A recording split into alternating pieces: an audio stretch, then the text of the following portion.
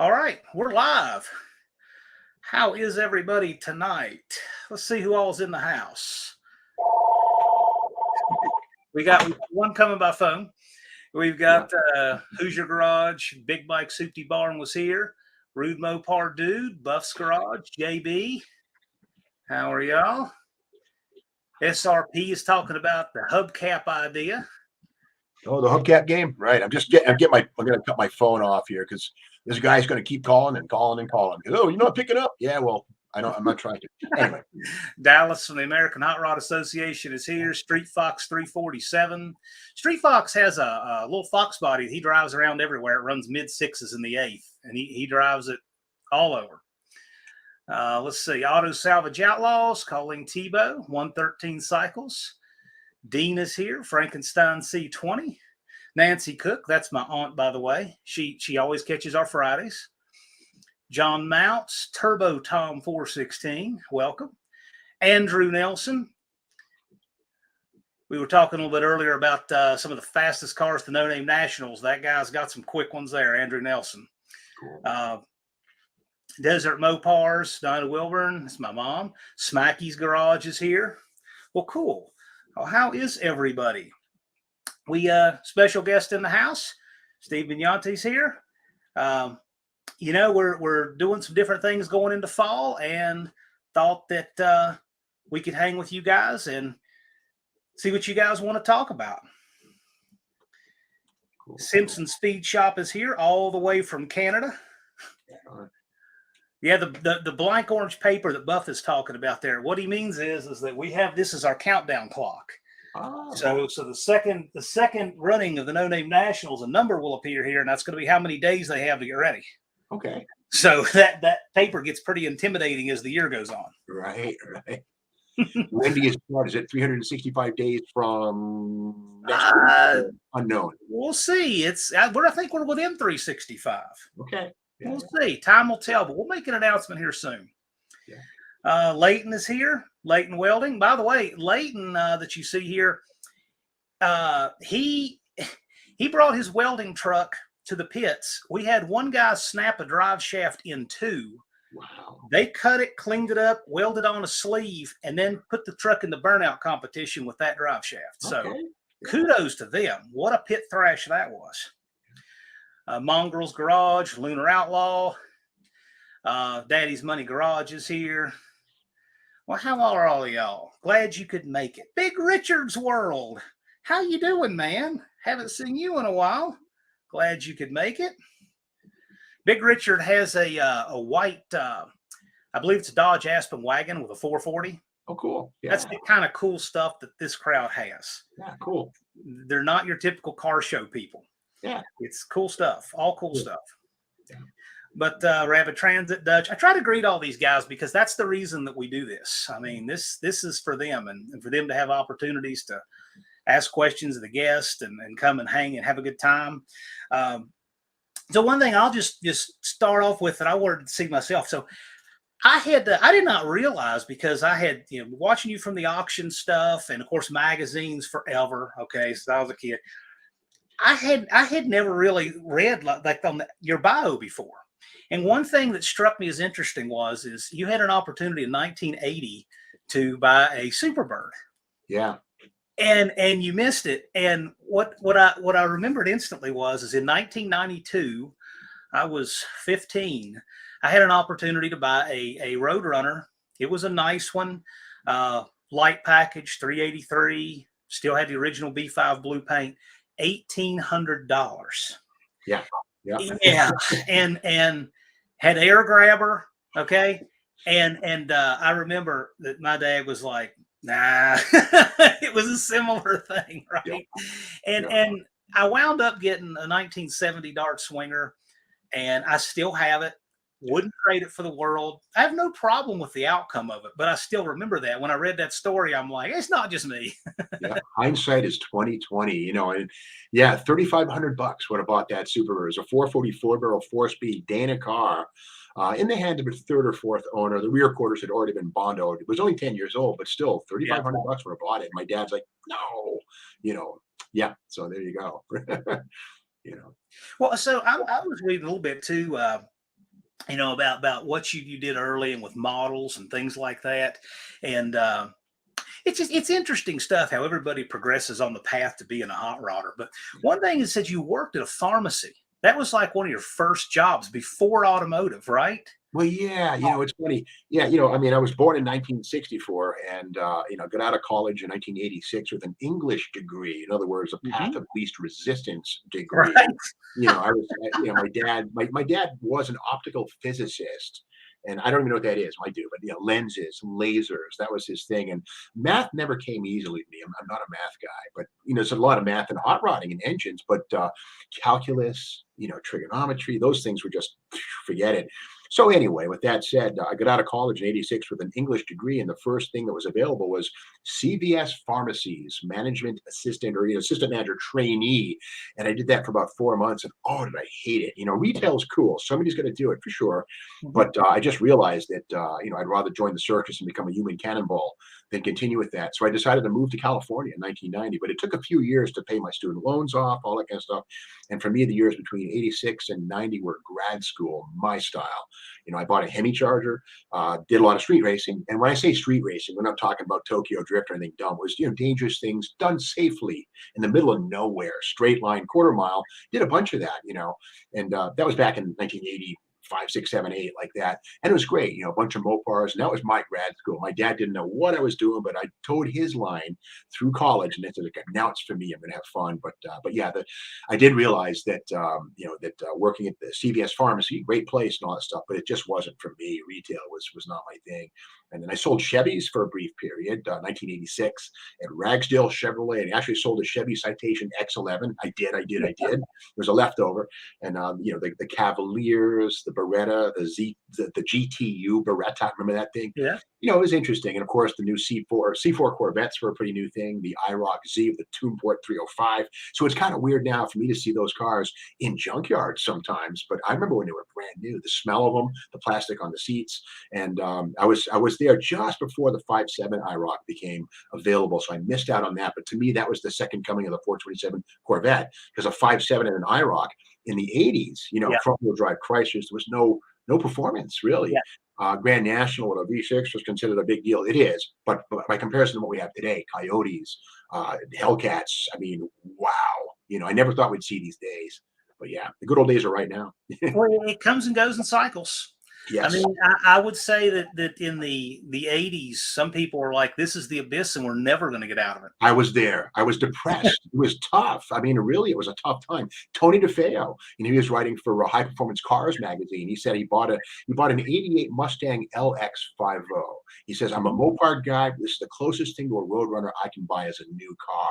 And he said, Yeah. "Can I buy it with a rubber floor mat?" That's what he said to the Ford dealer. He says, "No." "Can I get it with radio delete?" "Yeah." But so yeah, it's true. The '80s were a tough time, and I remember I was 10 years old in 1973 when the OPEC oil embargo was on. My mom had a Volvo wagon, a 122S, and you could buy gas on even or odd days. What does that mean? The license plate number. If you had an even or an odd, you could get 5 gallons of gas that day. Now, it only lasted for the summer, but it felt like the world was coming to an end, and Oh it yeah. shook up the auto industry, and it left wounds and scars that were good and bad. But yeah, interesting stuff. If you live long enough, though, it all comes full circle. It's crazy. This electric car thing. I love technology. We have to remember that. And the first 15, 20 years of the automobile, gas, steam, and electric were the big three. Electric cars we've been there before, but again, we still don't have batteries that'll last like they need to.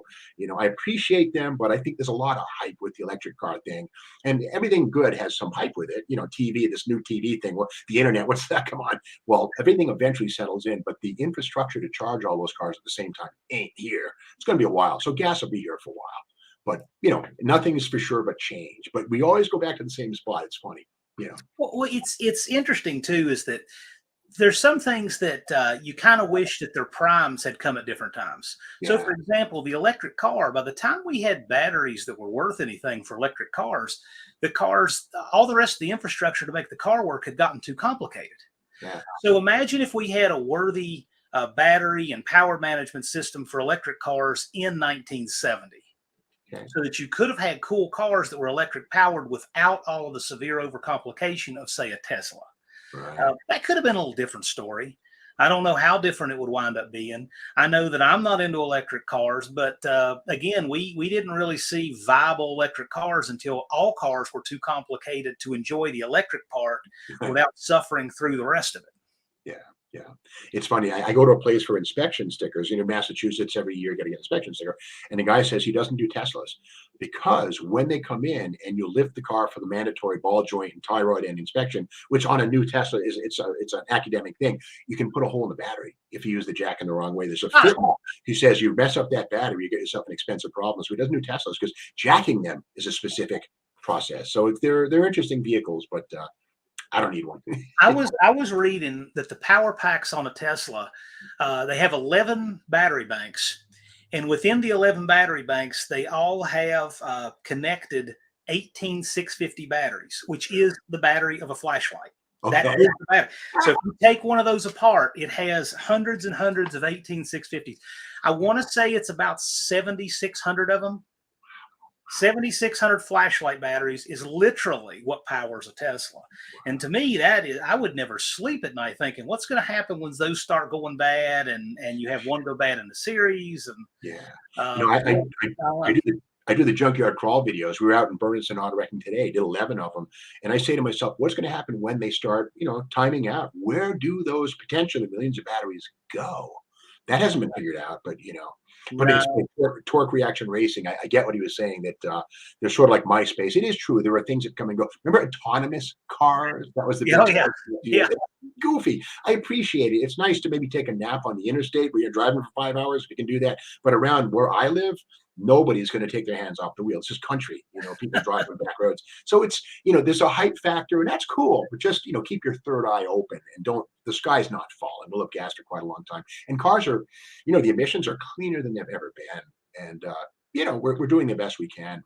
And the natural gas and the coal needed to make the electricity, you know, what are we really doing here? So it's kind of an interesting thing, put it like that. You know, Yeah. a lot of torque, though. Yeah. Well, I'm just, you know, everything has. So, for instance, if you look at the 1950s projections of what life today would be like, flying cars. Oh yeah, it was just out of control. Right. I mean, that movie Back to the Future. The only thing they got right about modern day was the Cubs going to the World Series, and everything else was insanely futuristic. Right. I think it's kind of like that with the electric car. I think this notion that we're going to have all electric in 15 years is absolutely ridiculous. I don't think the people who say that believe it either. You know. Yeah, it is true. We have seen where Uncle Sam, for better or worse, mandates certain things. And, you know, let's face it. I mean, Ralph Nader wrote a book in 1966 called Unsafe at Any Speed. And, you know, basically he called GM and the auto industry to task for not installing seatbelts. And there was a whole period where seatbelts remind people of danger. Don't put them in cars. This is in the 50s. But, you know, they do save lives, you know, and airbags and stuff. So Detroit needs a push every once in a while. But I think when Uncle Sam tells the manufacturers to do things because they have to legally, and then there's a change of administration, they have to walk it back. It's a seesaw, and I feel bad for Detroit, but at the same time, you know, the consumer is going to either buy it or not. And if you can't charge your car, I say to myself, if you take a look at a traffic jam, if every single one of those cars can recharge at the same time, the infrastructure's there. We're so far from that, you know. But anyway. Well, right now it's the time. It's. I mean, people are taking an hour to charge. That's a significant amount of time. I mean, how long does it take to fuel up with gas? That's a 40% fill up, right? It's not even 100, right? The 1 hour thing. I guess it's like 5 or 6 hours for a deep charge, correct? I think. Yeah. You know, so yeah. But then again, just like the flashlight, this flashlight will do more than those enormous mag lights did 20 years ago. So where it'll go, I don't know, but it's not where they say it is yet. Yeah. Yeah. So I don't know what this goes to. Ralph Nader, yes. Yeah, unsafe at any speed. Yeah. He wrote a book. He was sort of an activist and a presidential candidate for a few seconds. He's still alive. He's probably about 90 now, but he was one of the first consumer advocates. And he did write a book called Unsafe at Any Speed. It's fascinating. Grab a copy, find it online. But it basically calls the Corvair to task. And you know, the Chevy Corvair, as we know, was rear engine. and it had swing axles that would do this for the first generation. And what would happen is if you overcorrected, the rear would tuck under, the car might spin around, and if you weren't ready for that, well, you'd have a heck of a ride. But it was the same thing Volkswagen was doing, but the Corvair was a heavier engine, and to crutch that, GM actually told people to inflate the tires at the front to 13 psi Huh. and 25 in the back. That was the band-aid that GM engineering came up with, which is pretty irresponsible, let's face it. Wow. So Ralph Nader called them to task on that. There were lawsuits, all this crazy stuff because people crashing the Corvairs. But he raised a stink, but it was good and bad at the same time. But read the book; it's fascinating. It reminds me of Ford. Remember when they had the Firestone tire problem on the Explorers and the Rangers? Right. They crutched that by telling people to run their tires at 28 psi. Right. And I'm not even sure how that was supposed to help, but that's what they recommended.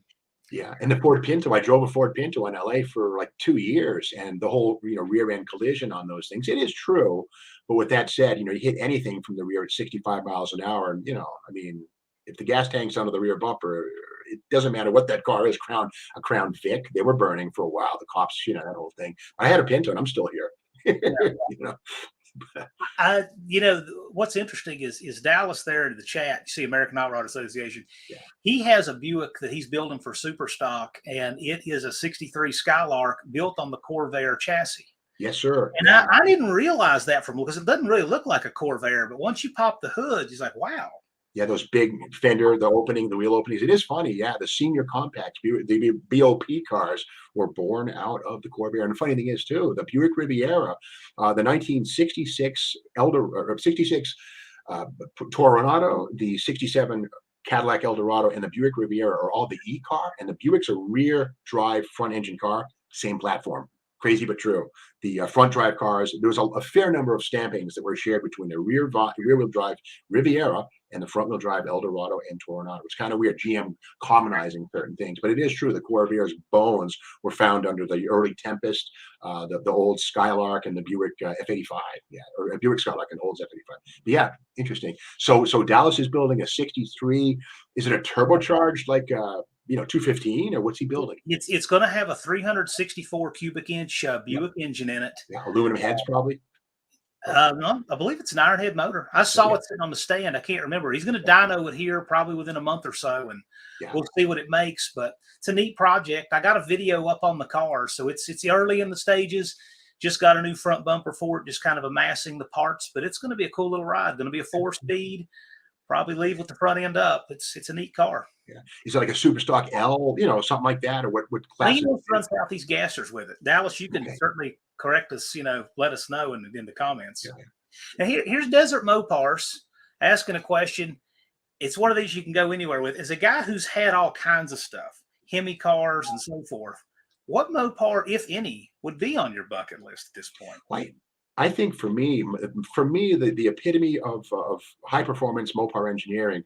I mean, the Hellcats are cool, but a 1964 Dodge or Plymouth Hemi sedan with aluminum doors, aluminum fenders, aluminum bumper, and a race Hemi, and torque thrusts on the front, magnesium wheels from the factory. Maybe 60 were built, but that to me is the epitome of no nonsense machinery. The 64 Hemi sedan, race Hemi sedan with the aluminum nose and doors. Those are amazing. The 65 A990 is kind of tame by comparison. Steel nose, steel doors, because they were thin gauge. But that's it. The 64 race Hemi sedan, that would be my dream car right there. All right. What color? In your mind, what color do you dream of that car being? Probably red. That was typical. Red or white was typical stuff on those two cars. With a red gut. Always a red gut with the Bostrom seats, No back seat. There were strippers. One wiper. Crazy. Cool cars. Yeah. Yeah. So Phillips here, he doesn't like when they put the dimmer on the turn signal. How long did it take you to get used to cars that had the dimmer switch on the turn signal as opposed to on the floor? Yeah, I think that kind of arrived in the mid 80s. It was a European thing, and you'd click, click, click, click. You just get used to it. It is kind of weird. Yeah. The only thing I will say, we've all been there before. If you own an old Mopar and you either do or don't have the carpet, sometimes, as you know, if the wire that goes onto the button on the floor comes off, your headlights go out at night. So you got to put it back on. So that's a little spooky, but it is about that click, click thing. One thing that blows my mind is it's only been, I think, the last 15 or 20 years, but which side is the gas filler on? I always forget. Now cars have an arrow on the gas gauge, but for a long time they didn't. So if you had a rental car, you're like, oh, what side is it on? That whole thing. But that's another one of those weird ergonomic things that kind of throw you a curve if you're driving an unfamiliar car. Right on. There are bizarre things we've gotten from Europe, and I didn't realize that was one of them. The dimmer switch on the off the steering wheel.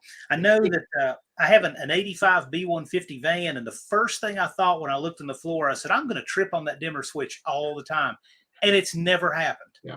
It looks like it would be in a place where you'd step on it, but for whatever reason, they figured out you don't naturally put your feet there, and it seems to work. Yeah. It just and it's a tough piece too. It's in, one of the worst places. It's wet, mud, snow. It always is exposed to water. It's a tough piece, It can Yeah, they stomp build on them it. tough. Yeah. Yeah. But I miss that sound. See, so Yeah. my first daily driver was a 70 Dart. Wow. And so I got used to driving that, dimmer on the floor and all of that stuff. And then when I would get in a modern car from the 80s, it just felt so different. Everything was plasticky. It didn't make the same sounds. I mean, I'm used to hearing the bimetallic turn signal, would click like that. These are things that cars are supposed to have to me. Right. Hard to get used to driving stuff that didn't actually. Yeah, I think the Ford Fairmont was one of the first American cars with the dimmer on the steering column, I think. And of course, the Fox Mustang in 78 Fairmont, 79 Fox Mustangs introduced that. I don't. Maybe some of the Lincolns might have had it, but it was a Fairmont thing. This is what Dallas is running with his Buick. He's running Southeast gassers, but it's super stock, 9.5 pounds per cubic inch. Okay, right on. So you can do all kinds of stuff. 9-inch rear axle. You don't have to run the stock little tiny rear axle, right? I mean, you can probably go freestyle with that. He can snap that. He and I have been talking about that. So he could do a 9-inch. I told him, I said, I wouldn't discount doing an 8 3/4 Chrysler because you get the dropout center section. I think it's plenty strong enough. But the convenience, car's light enough. Yeah. Now, I remember you doing a test forever ago in a 68 Dart with the 8 3/4 versus the Dana 60. And I was really surprised on how little that affected, if any, the ET between the two. It was one of the early episodes of Hot Rod Magazine TV. I had a 67 Dart 2-door Post with a Stage 5 Hemi conversion engine, which is a wedge block with Hemi heads, Eric Hansen and the guys at Stage 5 Engineering. But it was capable of running like a 1090.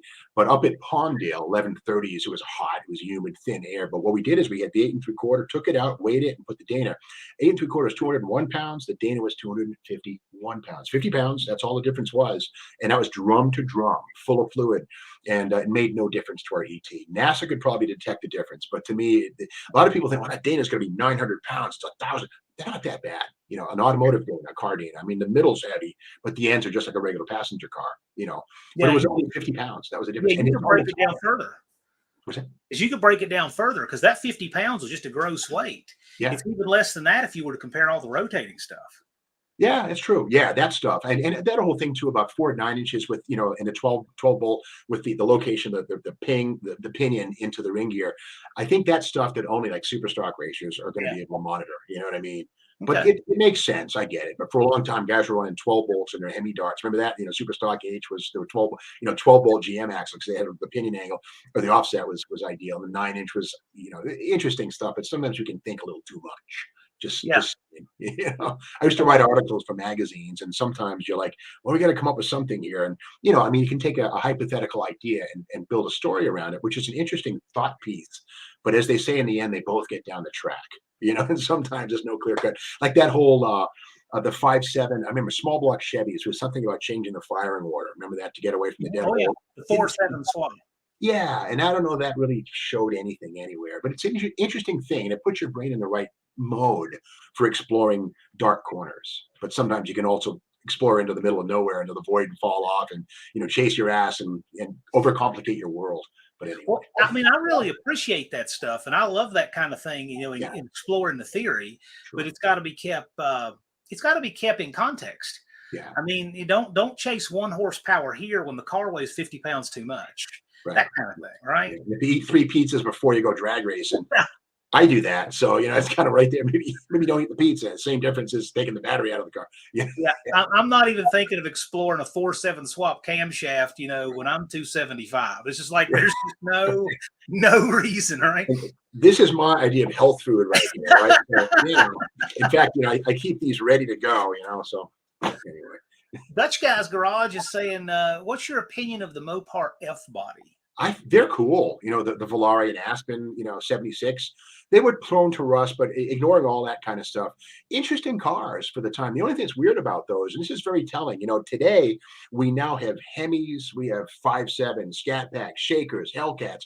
Back in 76, Chrysler designed that car with the gas tank offset because they didn't think it would ever need dual exhaust. No kidding. That's how entrenched Chrysler thinking was. So you can't run dual exhaust on a Volare or an Aspen unless you move the tank or goof around.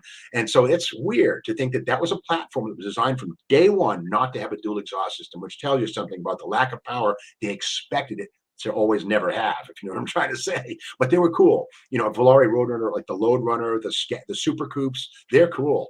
And a Spitfire Orange 76 Roadrunner, what a beautiful car that is. And it still had a beep beep horn too, which is kind of cool. But in the 80, when you can get a slant six in a Roadrunner, a little depressing. But they're cool. Yeah, F bodies are cool. Absolutely cool cars. Yeah. Was that the only year you could get the slant six in the Roadrunner? Was 80? I think it was 80. Yeah, maybe 79, but I think it was 80. But that kind of makes it more unique, though. I mean, yeah. How many people? Weird is good. Weird is good. Yeah. Yeah. Our friend 318 Will Run asks, on carbureted cars, do you prefer manual chokes or electric chokes? Yeah, what is your thought on that? I lived in California for a long time. I live in Massachusetts now.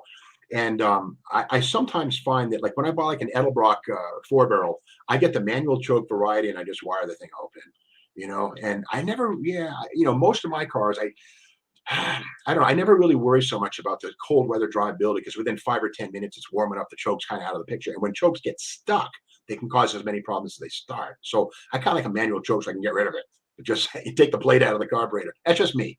I'm kind of gotten to where I'm like that too, because it just seems like I don't ever have confidence that it's all the way open or doing what it should. Right. And as soon as one starts malfunctioning, I wire it open. I say, oh, this is much better. I never wind up going back and fixing it. And you can't look at it in action, really. You have to get out and you have to take the hood up. Okay, go ahead. You'd be standing on the hood. You can't see it. That's the thing that's kind of weird about it. So I just get rid of it. But I actually did that in a van, though. So I wasn't sure about the choke in the van. So I drove around with the doghouse off of it. And sure. It was pretty wild. I'm glad I didn't have anything laying on the dash, like a piece of mail that could suck in there. Into the fan. Big Mike here. Thanks for the super chat. We appreciate it. He says, I'm the guy who just bought the 66 Charger with the Poly 318, 3 on the tree. Video's coming soon. Curious about the rim charger project. Yeah. Okay. Well, I do remember talking with Big Mike. I think we Instagrammed or texted or something like that. And I will say that the 3-speed column shift charger, let's remember that 1966, the Charger came with 4 buckets, a full length center console. And the console was part of that car's thing, which technically would be a console shifter. Well, you could get a 3 on the tree in a Charger, which gave you a very weird console with a block off plate where the shifter would go. So a shame to change that, but at the same time, 3-speed manuals on the column kind of suck for enjoying. But if you're just going to putt around, it's a conversation piece like you'll never have. But about the REM Charger, if you didn't know, about 2 years ago, there was a thing in Texas called the Great Texas Mopar Horde Auction Event. This fellow John Haney passed away. Left 280 Mopars, and the family almost called in the scrapper. And 280 cars times $200 is about $60,000, right? To crush everything and destroy it. But these were Texas cars, mostly clean, rust-free shells. Nothing ran, but they were just nice project cars.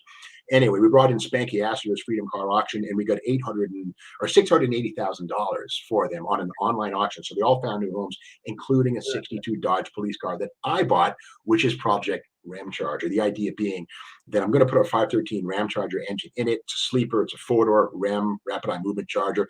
But I have to say that I made not the mistake, but I did 12 videos on it, and then it went silent. And people are wondering, what's up with that thing? Well, it's in my garage right now. My problem, not to be long-winded, but I have a camera guy 1 day a week. And the problem is, if I'm doing stuff on that car and he's not here and we're not recording it, that's a problem because it's kind of a video project. So when I get a second camera guy or more of his time, then I can jump back on that. But I bought new floor pans. Jim Kramer makes reproduction floor pans. I got those. The car's rust-free, but the floor was punky. So I have parts ready to go. I've got a 440 block, but it is hibernating. It's sleeping. The REM Charger is remming.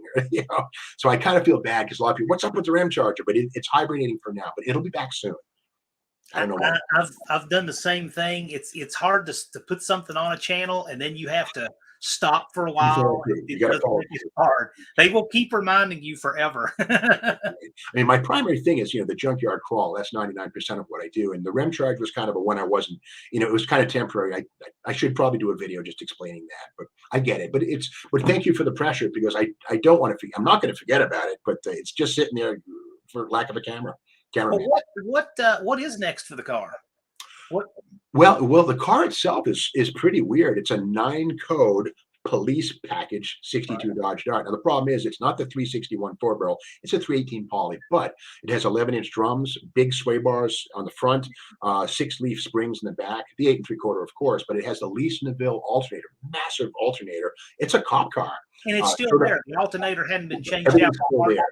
Including the 15 by 6-inch police wheels with, I'll show you real quick. Let me grab these things. The wheels are taxi pieces, and these are the hubcaps. These things right here. People say, what the heck is that thing?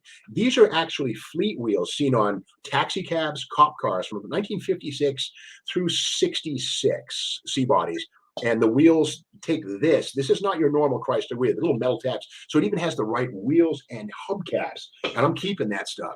And in fact, someone said, "Oh, put Magnum 500s." No, it's going to be just raunchy, nasty, and 513-inch 4-door max wedge is the idea. With the manifold, everything's just like it was, and no paint, nothing pretty. It's going to be one of those things that's just raunchy, but fun. I'm all for people doing what they want to do and personalizing their stuff, but I'm one of these guys that I like the colors and the ranges they came, the options and the ranges they came. Yeah, originality. I actually collected wheels before I ever had a driver's license. When I was about 11, 12, 13 years old, I started collecting wheels. Yeah. And I've got hundreds of wheels, rallies. I have the Magnum 500/road wheel, police wheels, all kind of stuff. And I never did like the rally on something 69 back. Right.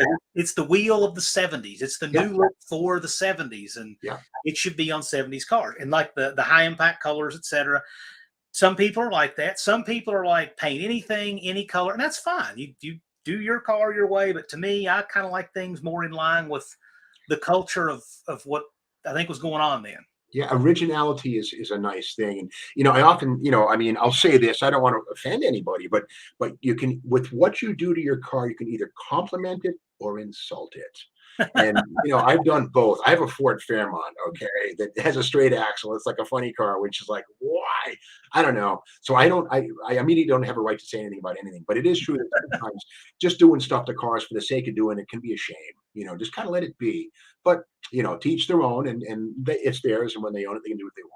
I've ruined a bunch of cars, that's for sure.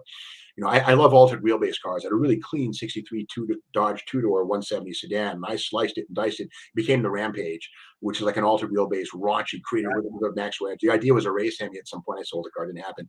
But that was a nice, clean car. And some would say that I destroyed it. Well, I don't know. It was better when I was done with it, as far as I'm concerned. But I guess what I'll say about that is, as far as destroying cars, if it weren't for people doing things that are universally distasteful, we wouldn't have any yardstick to compare what we say looks universally good. Yeah. You kind of have to have the bad as proof of the good. Right. And I say ruining the car. I wouldn't have done it any other way, like the Pro Tour it or Pro Street it. No, man, that thing belongs. There was a whole period of like 63, 4, and 5 Dodge Darts with Hemis in them. Gene Snow, Charlie Allen, and these were some of the nastiest little match racers. The altered wheelbase thing is really my favorite period of time. In fact, now I build model cars, and this is sort of a what if 67 Dodge Dart altered wheelbase car. This thing right here. And if you look at it, the Ram Chargers never had a 67 Dodge Dart. Can you see this okay? Is it worth it? Oh, yeah, it looks great. But it's a thing where I kind of made this into a what if the Ram Chargers had a 67 door slammer Dodge Dart. And it's got the injected Hemi. You got to have an injected Hemi in the thing, But I moved the wheel openings on this thing forward in the back and the front. I did the putty work and stuff, even has steering front wheels and stuff. Wow. And so I love altered. To me, cars don't look right unless they've been funny. Like one of my favorite GM funny cars is the Brutus GTO. That thing right there, and this one here has weights in the tail, so it actually balances. Like that. And cool. flat spots. But this has the Hemi in the middle, like Lou Arrington and Jim Lieberman had, and the Hemi's inside the car. Huh. Right there.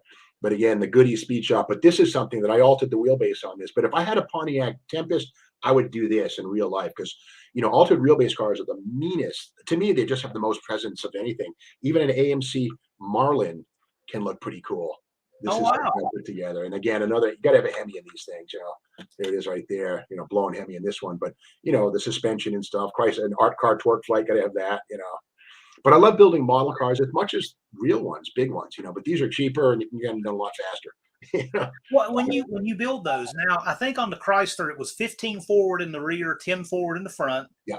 Do you scale that for the other makes, or how close do you? I don't. I kind of just eyeball it and just make sure it's the same on both sides. Otherwise, you got a problem when you try to put the axle under it. But it's so much easier to slice and dice the wheels on a plastic model car. But in building an actual funny car, it's the same process. Just get the plasma cutter, cut out a big square. A lot of guys make the mistake of slicing the rear, like the fenders out, the frame rails out. Now, if you're working on a full frame car, like a GTO or a Chevelle, that's kind of a problem. You got to do the frame and the floor. But on a Mopar or a Ford, you just cut the whole wheel opening out and like a sheet of plywood, just slide it forward 5, 10, 15 inches, whatever, and weld it back in. And then the body work would be after that. It's actually pretty easy to do. If you can tub a car, you can alter the wheelbase. You can do it in a weekend. It's not a big deal. Yeah. And straight axles, I love them too, But to each their own.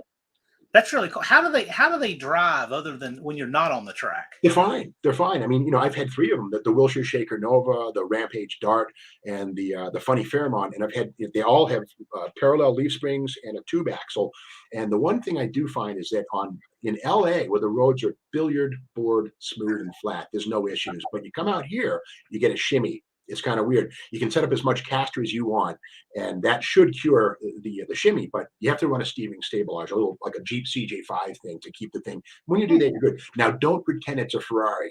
Drive it like it's a brand new '65 Dodge pickup truck. You know what I mean? With bias ply tires. If you drive it like that, you're good. But if you try to fly in the corners, but they're cool. Like any other car. They're a little stiff, but they're fine. That's I've just never even can't even imagine how they drive, but it sounds pretty cool.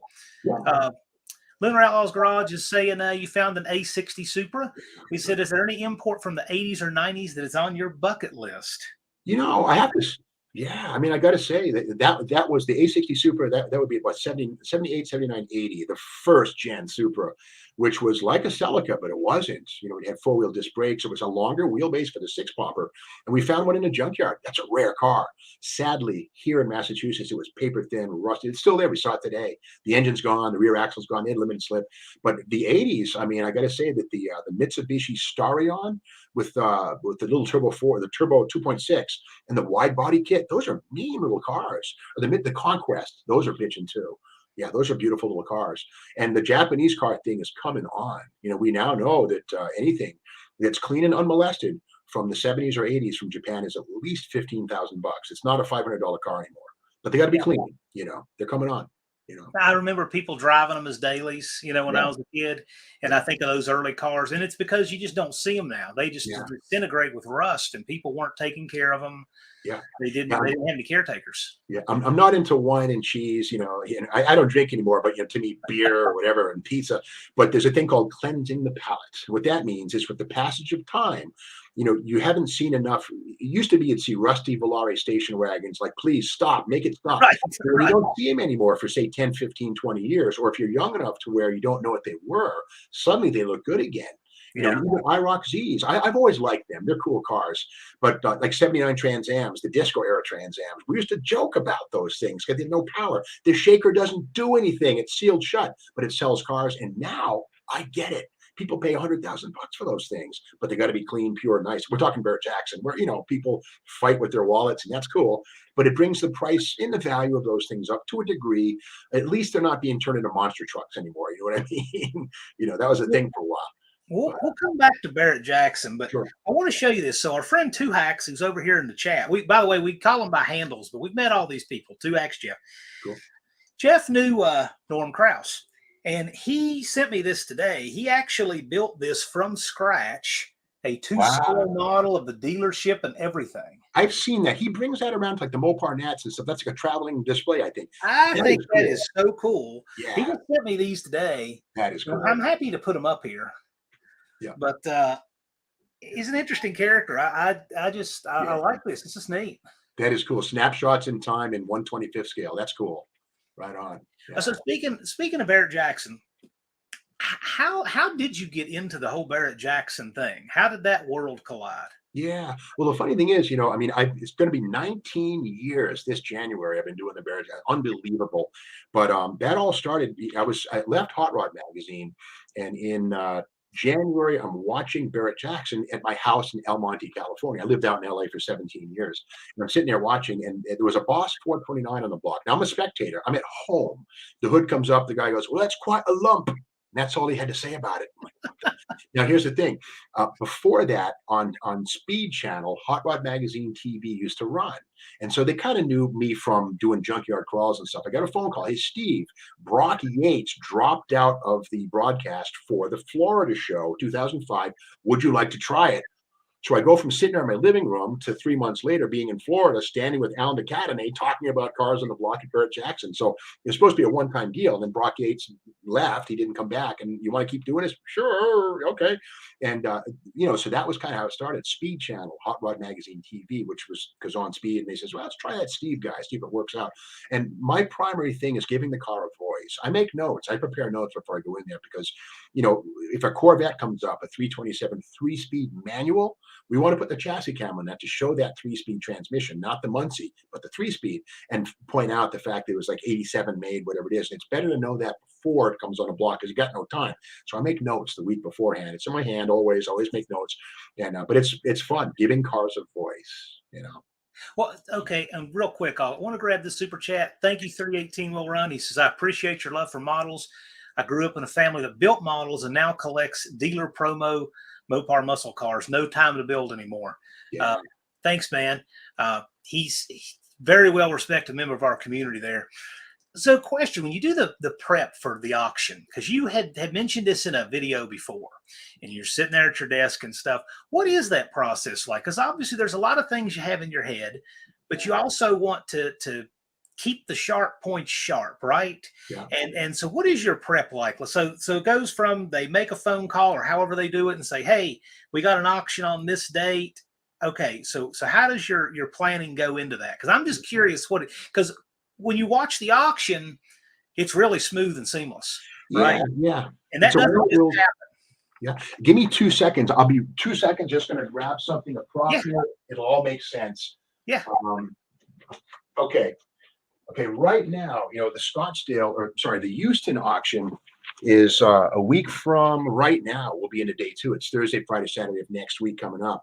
So what happens is about a week ago, the docket of cars went online, which is open to you, to me, to everybody, because Barrett-Jackson wants people to know what the cars are. So they study at home. And when they get there, they can say, I want that one. And they make a list, So I work with the online docket.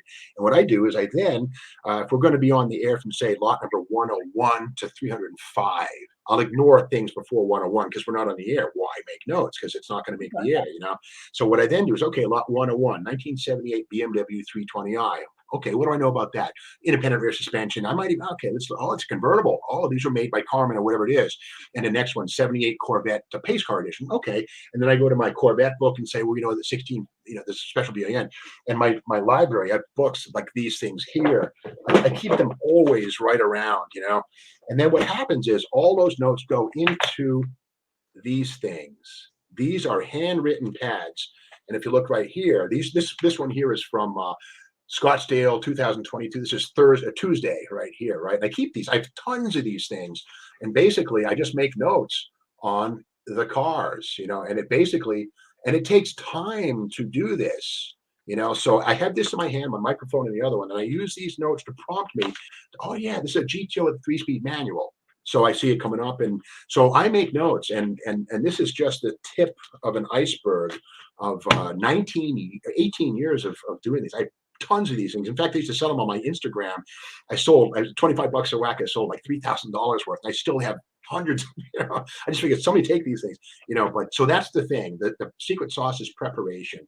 It's like a lawyer going into a courtroom. You definitely want to, study up on water rights law if you're going in to defend somebody who's got a well problem. You know what I mean? And then the next court case, you might study on something else. So I often forget this stuff as soon as I've said it because I can't fit it all. But the reality of it is, you have to know in the moment that you need that information, you should be able to give the car a voice. It's not a guess, because guessing sucks. And if you're doing a 10-hour show, you're going to start guessing unless you have some notes. And if you start guessing, you're going to step in it. Well, the media does that enough. Yeah, so when you hear people who are kind of general purpose, they just like cars. They're good enough at a lot of things, but they're not really good at anything. Yeah. And that just doesn't do it justice. So you're really taking it out on that fine point of really good information and really interesting. I think it's the best color commentary. But I remember the first time seeing you at that auction, I thought, hey, what is he doing there? I thought it really was great. It worked out well. Well, it's a thing where, like, in a 9-hour day, if you're just being general, that's going to bite you within an hour or two. I mean, you start saying the same thing over and over. You got to know what you're doing. So it's preparation. Yeah, you can only talk about shiny paint, cool cars. It sounds good. That only gets you so far in a 9-hour day. I can see that. Yeah. Family's Garage, they're asking you, do you agree or are amazed with the prices Mopar muscle cars are bringing these days? When did you kind of think, hey, that could be $1 million car someday? Because you bought your Charger for 10 grand in the 80s. Yeah, I did. And the Charger for $10,000 in the 80s. How many people like that do over? If I was 10 years old and knew then what I know now, I'd be all about it. Right. When did you ever think that these things would have 7-figure price tags, some of them? Well, I mean, I appreciate that they're being appreciated. You know what I mean? And it wasn't long ago. I moved to Los Angeles in 1990. And remember the UnoCal crush campaigns out there? Smog credits and cars being called gross polluters and clunkers. Those were the terms for cars that were older. And now the Wall Street Journal is writing about automobiles, Broncos as investments. I get it. So, the only thing I will say that we've all been guilty in the 80s, people, clean AAR CUDA, tub it and put a blower on, So I'm thankful that the value keeps them from being molested. I'll leave it like that, because they've been around this long. Let's not screw them up, or let's return them back to what they should have been. So, I mean, I don't make enough money to begin to buy, $300,000 road. No, man, but to me, a new Hellcat is a pretty good substitute, you know what I mean? And a Scat Pack Shaker Challenger, I think I'd take that over a 6-pack car any day. But with that said, I'm glad they both exist. They're both very important. But I'm priced out of it. I'm okay with it. I really am. If they didn't have the new ones, I'd be kind of bummed out. But the new ones they're cool, But the old ones, I'm thankful that they're not worth nothing. That would be a disaster. Can you imagine if they were still worth $700 like they were in 1975? I know a guy bought a Hemi Cuda, Al Smith from Portatree. He's got a black Hemi Cuda. It's a 70. And he bracket races the car. Al Smythe. If you Google Portatree, he's a guy who bought a Hemi Cuda for $700 on a used car lot, 1977. And the shaker apparently was off, and one of the spark plug tubes filled with rainwater. It was running on 7, and they thought it was junk. He took the water out of the tube, and it ran fine. He still has the car. But if you can buy, today Hemi Cudas are $700, it'd be a shame because people would be blowing them up, making 4-wheel drive trucks out of them. So I'm okay with them being valuable. It's okay. Well, I mean, I'm fortunate. And I'm glad that I lived in a time when, as a kid, I can remember the days of the ratty e-bodies that people drove as fast beaters. Yeah. Those days are long gone. I mean, you don't see an e-body in the wild that isn't being cared for. Yeah, it's just cool. It's good. Yeah, it's a good thing. I just kind of wish there was more of them. But if there were more of them, maybe they wouldn't be as protected a class, right? The funny thing is, there are something like 7 times as many modern Challengers as there are e-bodies. 7 times. In other words, plenty to go around forever, which is awesome. I know there's a fella who lives, I don't know, 30-some miles from here, and I remember looking. He had a 69 Super B stripe delete car. Okay. B5 blue. And it was legit because back then you could tell people weren't reproducing and they weren't putting effort into clones then like they are now. It was pretty obvious. It's a real deal car. Inspection sticker expired in 1980. This would have been about 1990. And I asked him if he wanted to sell it. I knocked on his door. Why not? He could do that then. And he says, no, I want to fix it up for my wife. I drove by there just a year ago, and through this, there's got to be 200 cars in this front yard. There's got to be 200 cars. And if you look through just the right spots, you can still see the roof of the same Super B in the same spot, and it's still there. Is this it? Where's this? What state is it in? Is it rusting Virginia, away? Is southwestern it- Virginia. Okay, so it's fairly arid. Yes, Russia's not horrible. Yeah, Well, it's yeah, we're okay. It's not nothing, doing any favors. but it's also not as good as Arizona. We're in the middle. But Yeah, I'm sure the car time hasn't been kind to it, but it's still sitting in the same spot, surrounded by hundreds of other cars now. yeah. And, Over and in Uxbridge, Massachusetts, is a 446 pack Superbird, lime green, 4 speed. Or it's an automatic car. It's a 4 speed car. It's still there right now. If you Google Superbird in Uxbridge, people photograph it. The guy's going to fix it up someday. But there's batteries, actually car batteries under the nose, and over the last 20 years, the fumes have rotted the bottom of the steel nose. There's holes in it. Unbelievable. But whatever. That's what I say. What can you do? But it'll never be for sale. They don't care. They don't want the money. Yeah, we all know something like that. And okay, I don't know what to say. what would be your most underrated car of the past? Something you really think should have caught on and maybe never did. Wow, that's a tough one. Huh. You can have two or three.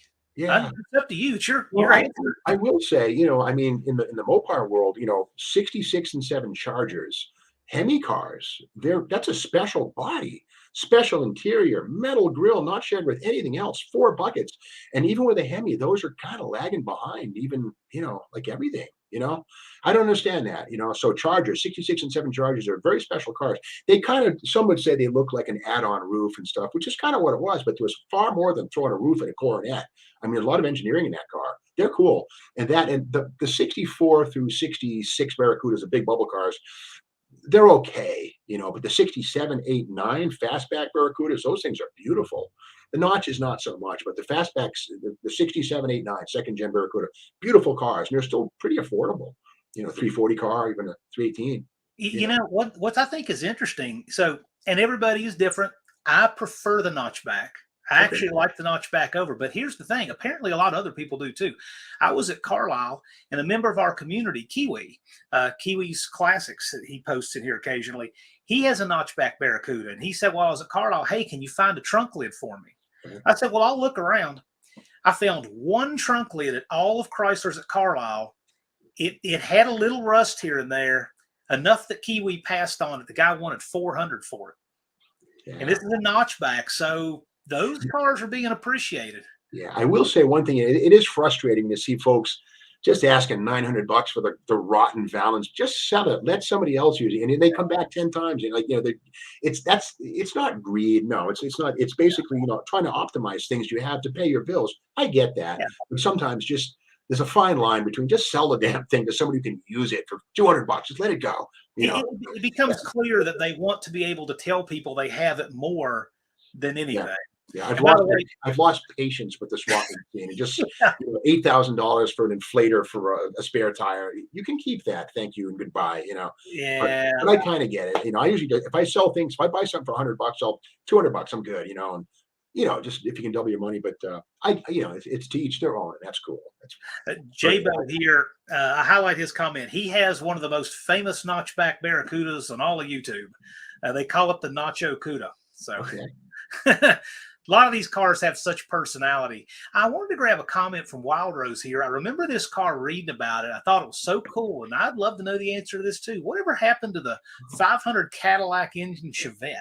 Yeah, the Bad Seed Chevette. That was something that was for the April 2000, I think it was. I don't have it here, but the issue of Hot Rod.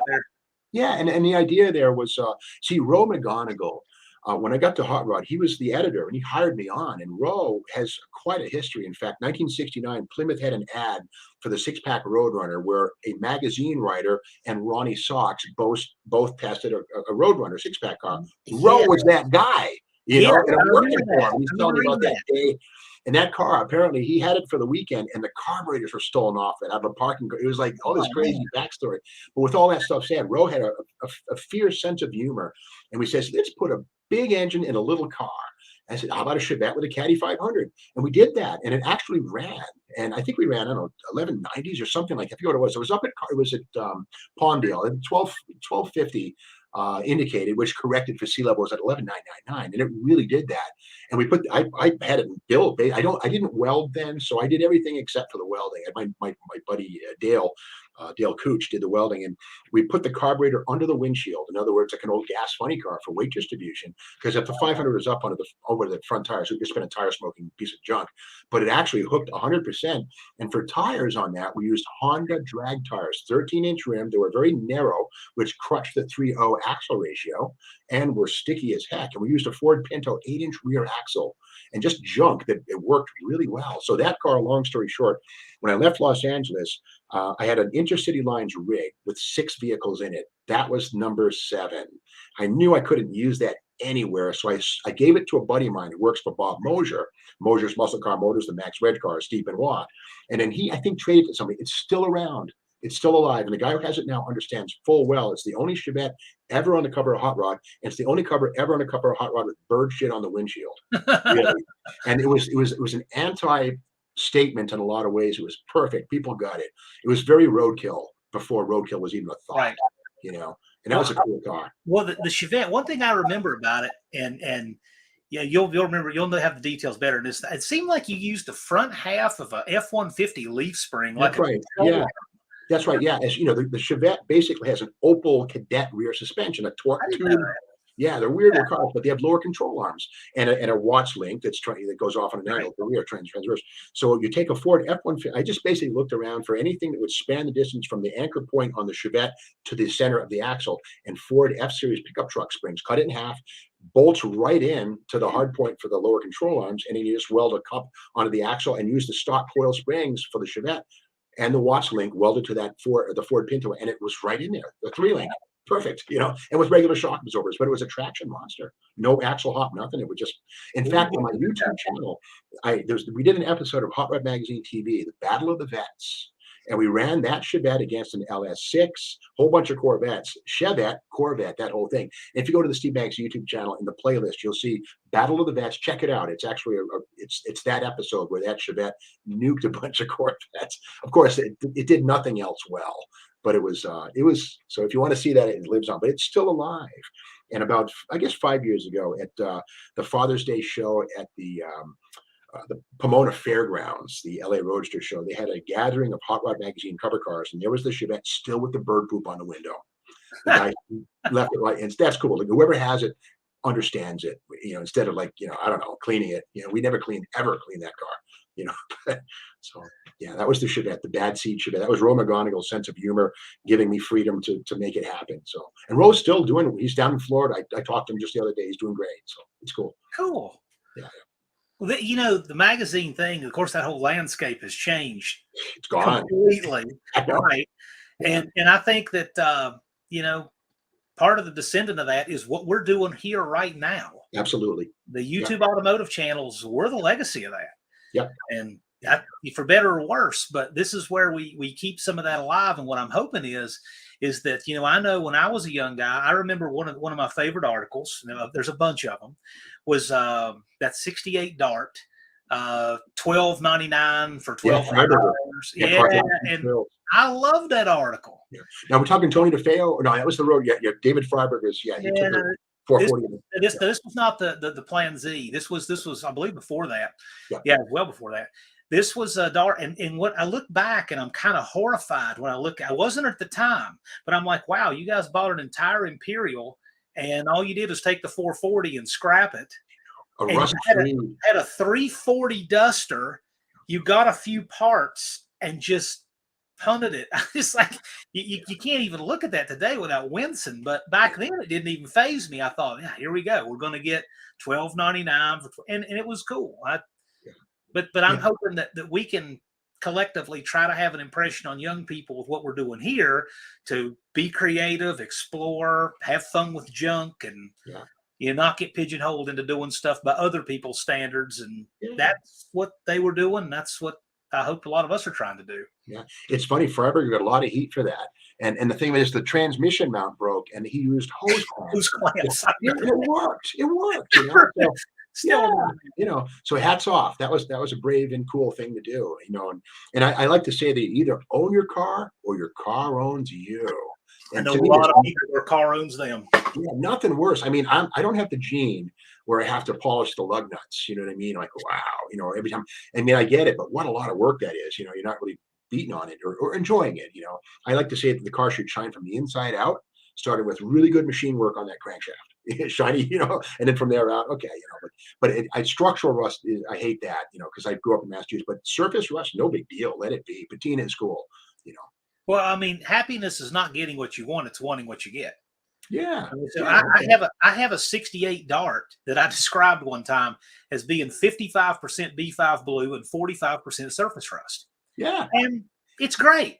Okay, so if I like it and that's what I'm happy with, why I don't need to have a paint job to anybody else's standards. Right. So I get along with a lot of us, free spirited people in here that love our ratty stuff, but we really do enjoy that. Yeah. It's not just because there used to be a thing, and I know you were going to understand this fully, and that is at one time, the mentality was if you didn't have a nice paint job, it's only because you didn't have the talent or money, because it was universally assumed that's what everybody wanted. Right. And now there's a lot of people who just don't care. Right. They would much rather spend the money somewhere else. They would much rather just do other things. Buy a stroker kit, put some good stuff inside the motor, some Trillos, some Crown rods or something like that, Exactly. Yeah, the paint thing. And of course, we all know that the big hang up on every project car is what Freiberger calls paint and body jail. Oh, The yeah. car goes into jail, for 5 years. And we'll get to it. It's out of your hands. That's horrible. I just say get a car that has the quarter panels are solid, a rust-free shell. Your bodywork's done. Chrysler did it for you. Now, if you have a rusty car, try not to have a rusty car, or fix it well if you can. But primer's fine. But yeah, the whole show paint thing, I get it. I understand. I appreciate it, but I don't have that gene, and I'm thankful. Well, Dallas Brown here in the chat, he said before that paint's job is to protect the sheet metal. Yeah. It's not even for you to look at. That might be a side benefit, but pretty much we're just preserving the metal, and after that, we don't care. Yeah, and pigment's a trick. Good way to look at it. Yeah, and pigment is just a trick on the rods and cones in your eyes. It doesn't the way light bounces off. It's not even a thing. Yeah. Okay. Mopar Mustangs and minivans. He's asking about the 4-door cars just in general. Do you think they'll make a comeback? Well, they've obviously made a comeback. They're here. Yeah. How did you look at 4-doors, say 30 years ago, versus how do you look at them now as a guy who's had a lot of different stuff and seen a lot of different stuff? Yeah, the good thing about 4-doors, it's twice as hard to get your doors blown off. I never thought about it that way. But it's also harder to lock yourself out of the car. Yeah, I saw one thing horrible one time. It was over in Palmer, Massachusetts, back in the early 80s. There was a Chevy Caprice Kingswood Estate station wagon, 427. Wood grain sides, white car. Yeah. And it was in a guy's driveway. It just appeared one day. And then about a week later, it's sitting really high in the front. There's no motor. And there's an axe into the roof. Somebody just took a freaking axe and stuck it in there, a pick, and there it was. And then it went to the junkyard. The guy bought it to get the 427 out of it and threw the car away. So anyway, but it wasn't long ago that 4-doors were nose donors, except for Camaros and stuff. But it's true, like a Belvedere or a Torino or, like Fairlane. You buy the car for the front clip to put on a 2-door. That's kind of sad. A lot of good 4-doors, but I like 4-doors, especially as police cars. A lot of those were, heavy duty 140 Speedos and stuff, but 4-doors are cool. Nothing wrong with 4-doors. Yeah. And wagons, they're all good. Yeah. I regret not knocking on the door here about 6-7 years ago. There was a really nice looking, at least 20 feet away, 20 miles an hour, nice looking 74-door Coronet. Wow. And it was a light brown. Yeah. I don't know, probably a 318 or something, but it was nice. It's like a granny car. Probably didn't have a lot of miles on it. I still regret not going and knocking on that door. Yeah. I used to do mortgage inspections for banks to go look at houses. Like if they haven't seen a payment in several months, they're like, go make sure the house is still standing kind of thing, right? And so I drove by and I would see this thing driving by, and why I didn't just say, I've got time, I can stop and not. I just never did. So I kind of regret that, because to me, that might even be cooler than a 70 Super B, because you just don't see people doing stuff. It might have been a 383 4-barrel car. You know what I mean? It might have been a 4-speed car. There's a handful of those. Did you ever have a time, and then no judgment here, because most all of us have. Did you ever have a time when you were snobby about the 2-door thing because we could have anything in the 80s and 90s? Yeah, it's true. I certainly remember back in the 80s and stuff, you'd see a fair number of 4-doors and wagons, and you'd buy the fenders and the hood and the bumpers and the grill and save it and junk the rest. But Here in Massachusetts, the quarters and the floors and the trunk were usually gone, not totally gone, but they were on their way. So that kind of was, at least it was forgivable. I would say I spent 17 years in Los Angeles, and and to this very day, there's pick apart, recycle, ecology, auto wrecking, and every 30 days they crush what's in the yard. But there's a whole new crop of cars, and they're rust free. But around here, a car that's been in the junkyard since the 80s, it's paper thin. You go to move it, the axle's going to fall out.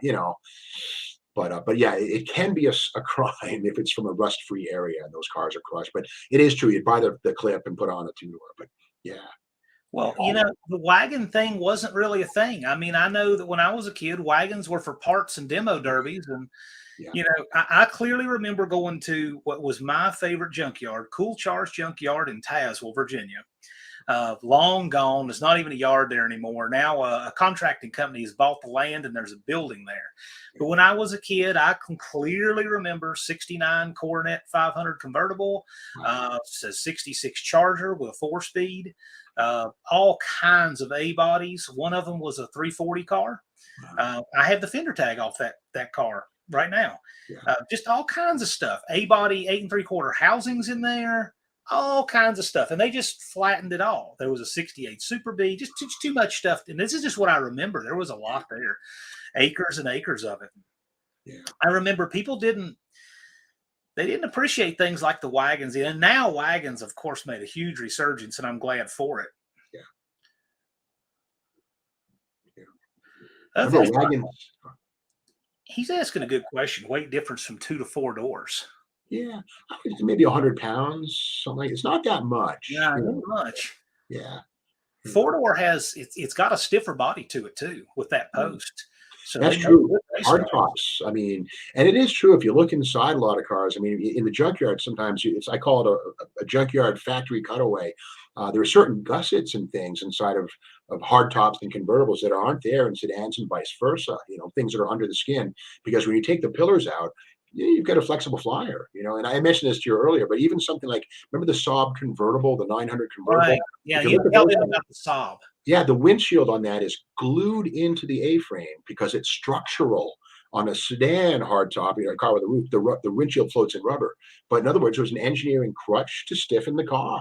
So little weird things like that are just right in plain sight that, wow, I didn't know that. But if you look at a Saab convertible, who cares anyway? But the windshield's glued in with epoxy because it's part of the structure of the car, whereas it's just floating on the other one. So it's little things like that. But yeah, hard tops have very different bones under the skin if you look at them, places that are boxed and whatnot, because without that B-pillar, there's more motion if you don't crutch it somewhere else, Bad Tree Productions popped up the link. Yes, if you're not subscribed to Steve Magnante's YouTube channel, you need to check it out. You're missing good stuff. I don't have the notifications on for very many channels, but that's one that I do, and it is really interesting stuff. Yeah, nice bite-sized pieces of knowledge. Yeah, I see an AMC logo.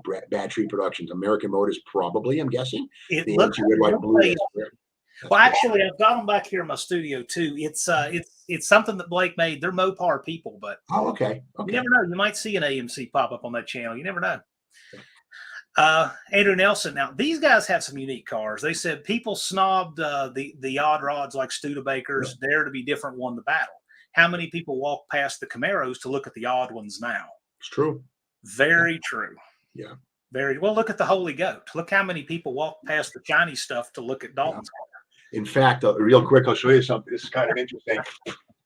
Yeah, Dalton Summit bought that, and the Holy Goat was one of the Texas Mopar Horde auction cars. He sent me the speedometer. This is the face. I said, Dalton, why are you giving that to me? Now, the Haney family was such Mopar freaks. They hated the GTO. They shot that car full of holes. These are small caliber handgun shot holes right here. And this is from the Holy Goat. I'm like, Dalton, dude, why? He gave this to me. So if he ever wants it back, he can have it. Put it like that. I said, because the thing of it is, I thought that car, it was the only Pontiac in the Great Texas Mopar Horde, 280 vehicles. I figured that car, we had 6 months to pump. We call it Operation Drumbeat. The actual auction happened on October 13th, literally a year ago right now. And it was all online. But that GTO brought like $300. Yeah. It was a real GTO automatic car. I figured some guy with a GTO collection is going to pay $5,000 for that, put it in the corner, and it'll be the centerpiece. But no, Dalton did the right thing. You got it running, which is awesome. But yeah, Dalton, if you ever want this back, you can have it. But in the meantime, it's in a place of honor in my house.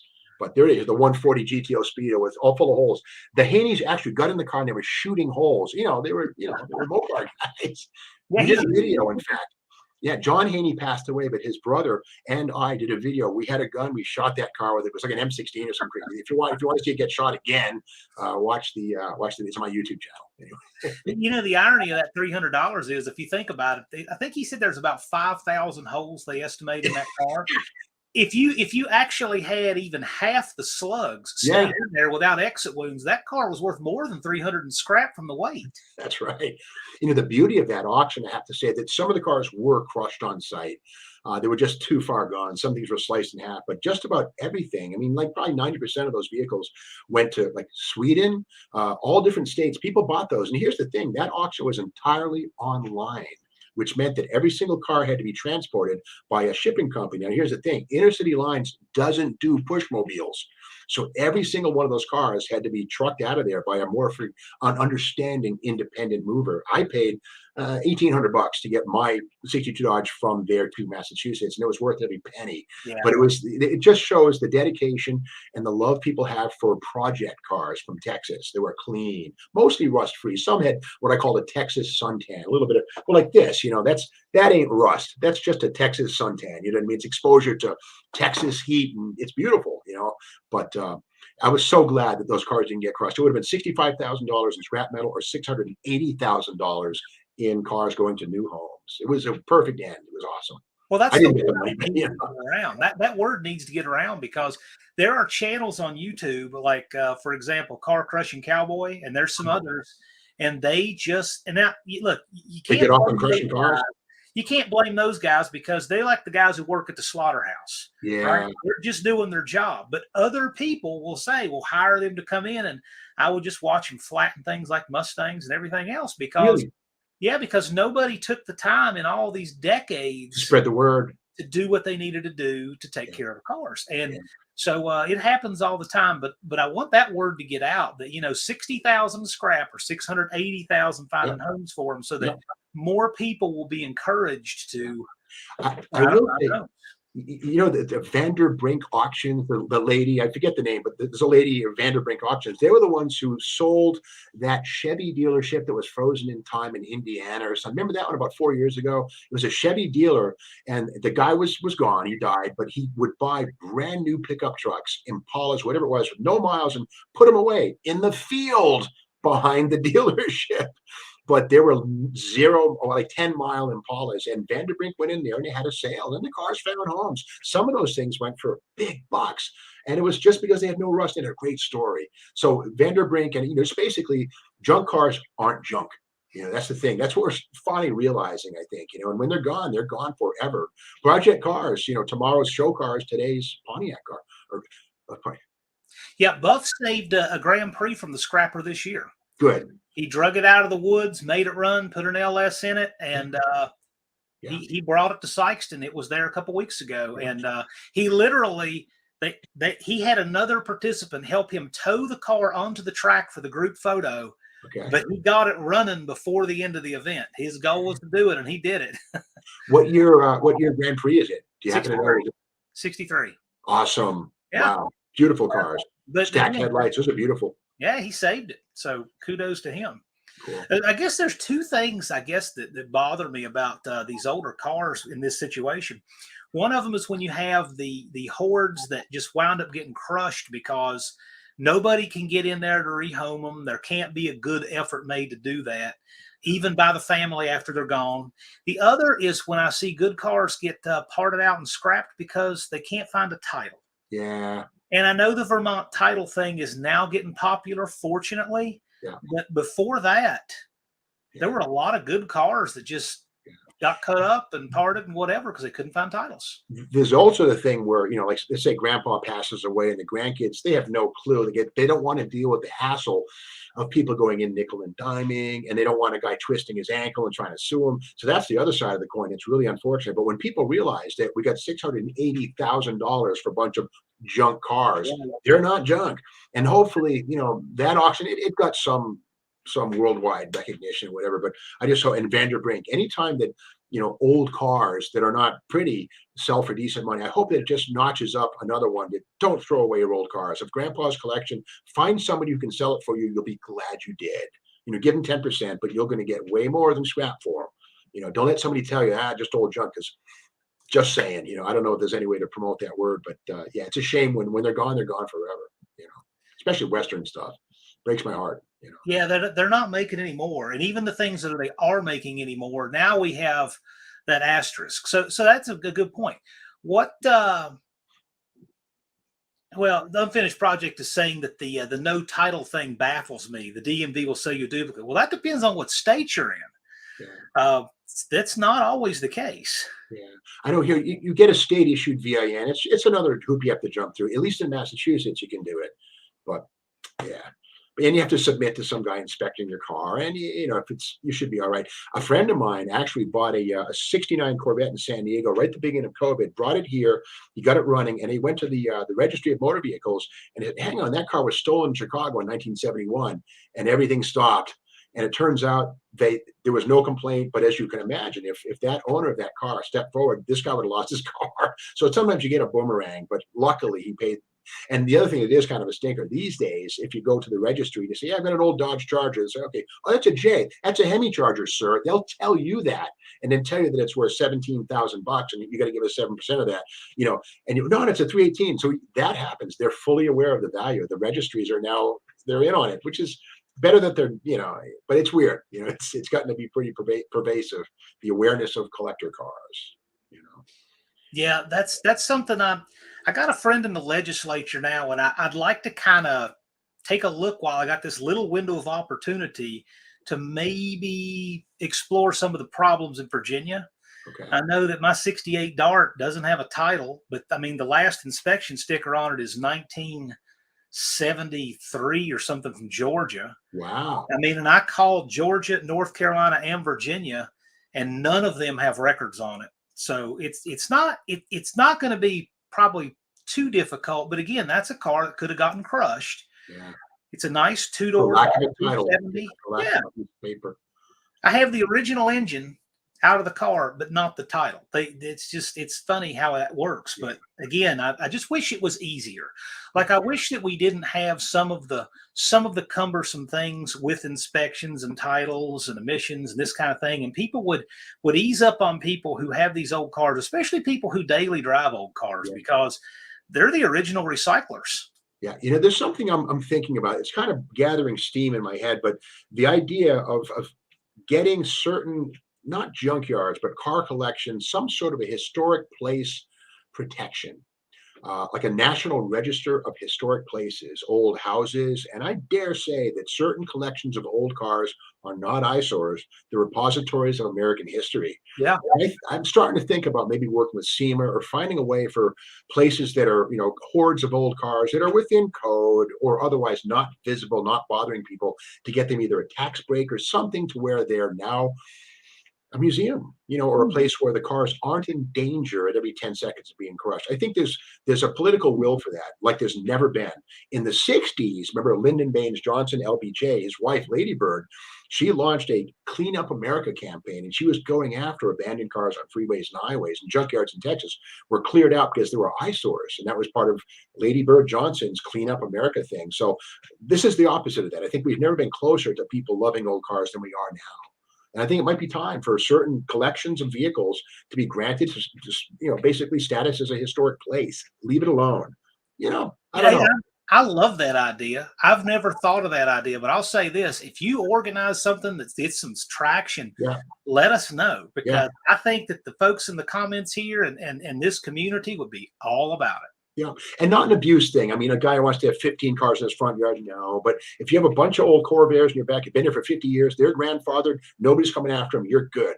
Just people come, they freak out, they're afraid, and just something that puts them at ease. And also actual yards that are in business or otherwise that are, towing the line. But, they're protected. They should be protected. They're not, because there's always some guy saying, they get that eyesore.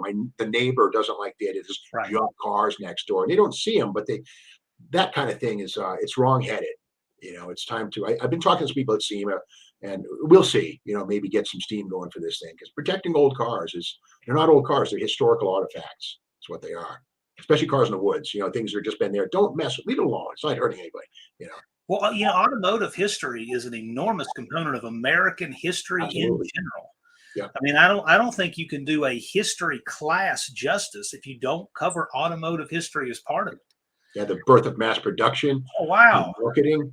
You know, Henry Ford's neighbors, when he was testing that quadricycle, saying, here he is trying to make something to replace the horse. right. I mean, that kind of stuff is real, legit American history. And I don't think people appreciate automotive history as it plays into the overall scheme of things as they should. And they give us freedom. Freedom. Take the car away. You're walking. You're getting on a bus. Yeah, right. That's not going to happen. This country's too big for that. Little countries like France, and there's some areas where mass transportation is workable because it's such a small place. It's not fun, but but here we need cars. We need more mobility, and I don't think we'll ever get rid of that. And if you take that away, people will. It won't happen. Period. You can't. It just won't happen. Okay. If there is a country where you could go and do automotive tourism that you've never been to see, because it's like the DNA is different in Australia, for example. They have kangaroos, stuff like that. Right. So you have automotive DNA is the same way, right? Yeah. Where would you go and what would you go see? Well, I'll say, yeah. Back in the '80s, when I went to Clark University in Worcester, Mass. I graduated English degree, and there was a thing we could take a semester abroad. So I went to the University of Stirling in Scotland, and I found the local junkyard. And I went in there back in 1985. There was Mercedes and BMW. It was like, wow, these are expensive cars, but they're just used cars. But with that said, it is true that like in Australia and in Mexico, there were variants of American platforms. It's like discovering a cousin you never knew you had, like the A body, the Dart, and it was called the Valiant in Australia. And there were Hemi six packs. What is this? These interesting cars. I think maybe Australia or like maybe Brazil or Latin America, where like they made the American, the Rambler American into the 70s or 80s, that platform by the Brazilian, whatever the heck it was, deal. But just, going to a place where we have sort of cousins to American cars. Australia, I think, would be the place I'd go. Because a lot of the Ford, like the Torinos and stuff, they're the same bones. Like Mad Max's car, that was a Ford, kind of. I thought when I saw that movie, it was some custom, but no, that's an Australian, what the heck, I forget what they call it. It was an XG or whatever the heck it was. But yeah, I would go to Australia to learn about the cousins I didn't know I had, but I know I have. Yeah. How about you? Well, maybe mine is weird. I like that Russian Lada.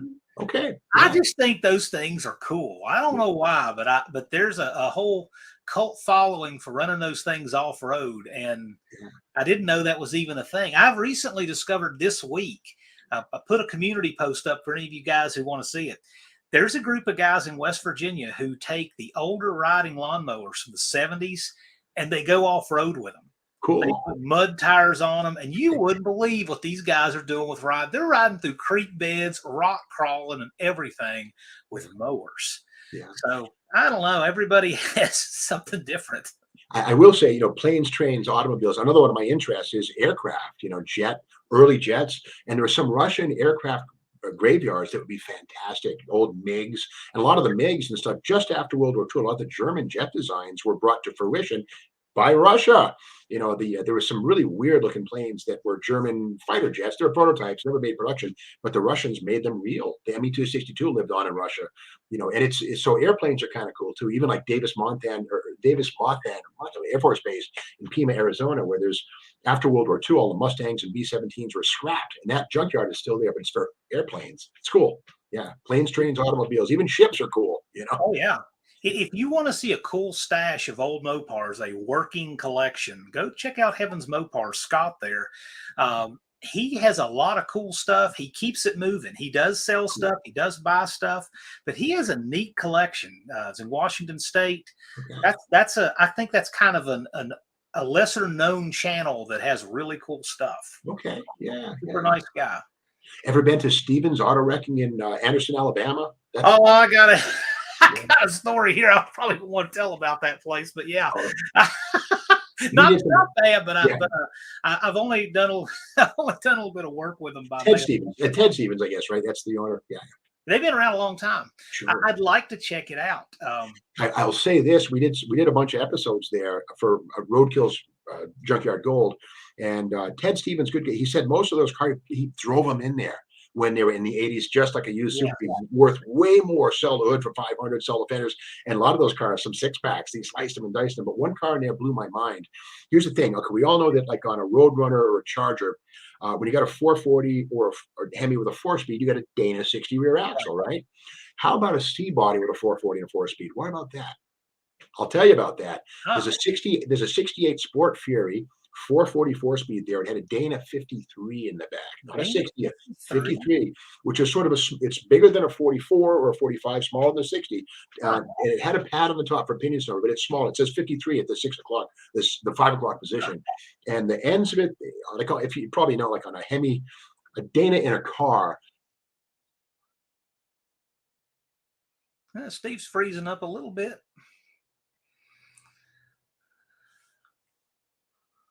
Give him a minute. Looks like we're still good. Look, maybe Steve's buffering a little bit. We're still going good. We'll let Steve get back with us. Now I'm curious about this Dana 53 business.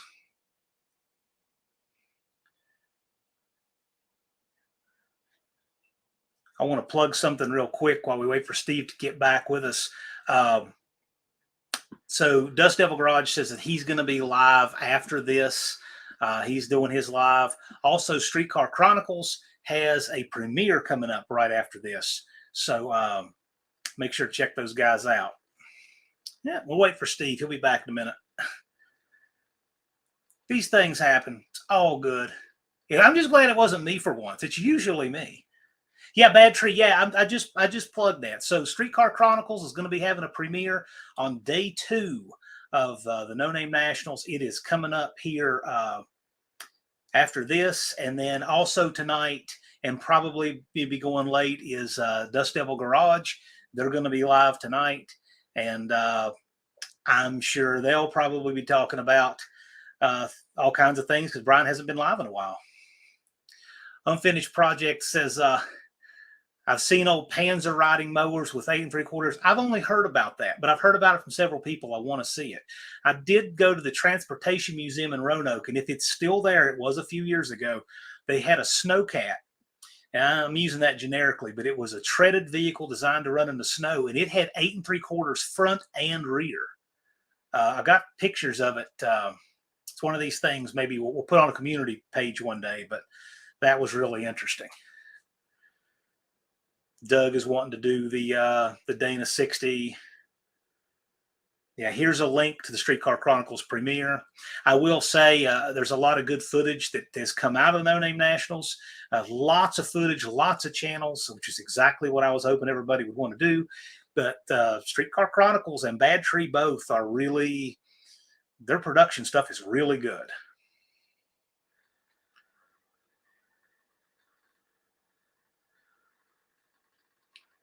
I agree. I enjoy their stuff.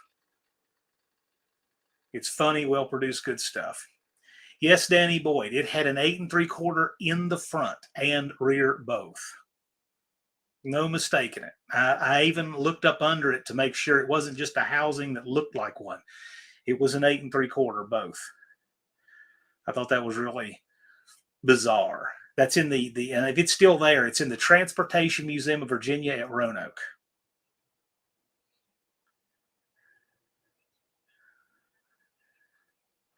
Yeah, Big Mike used to ride wheel stands on the old Snapper. Yeah. I actually thought about doing a video like that, pulling the wheels on my old blue Lowe's mower. It'll do a pretty good wheel stand in 6th gear, too.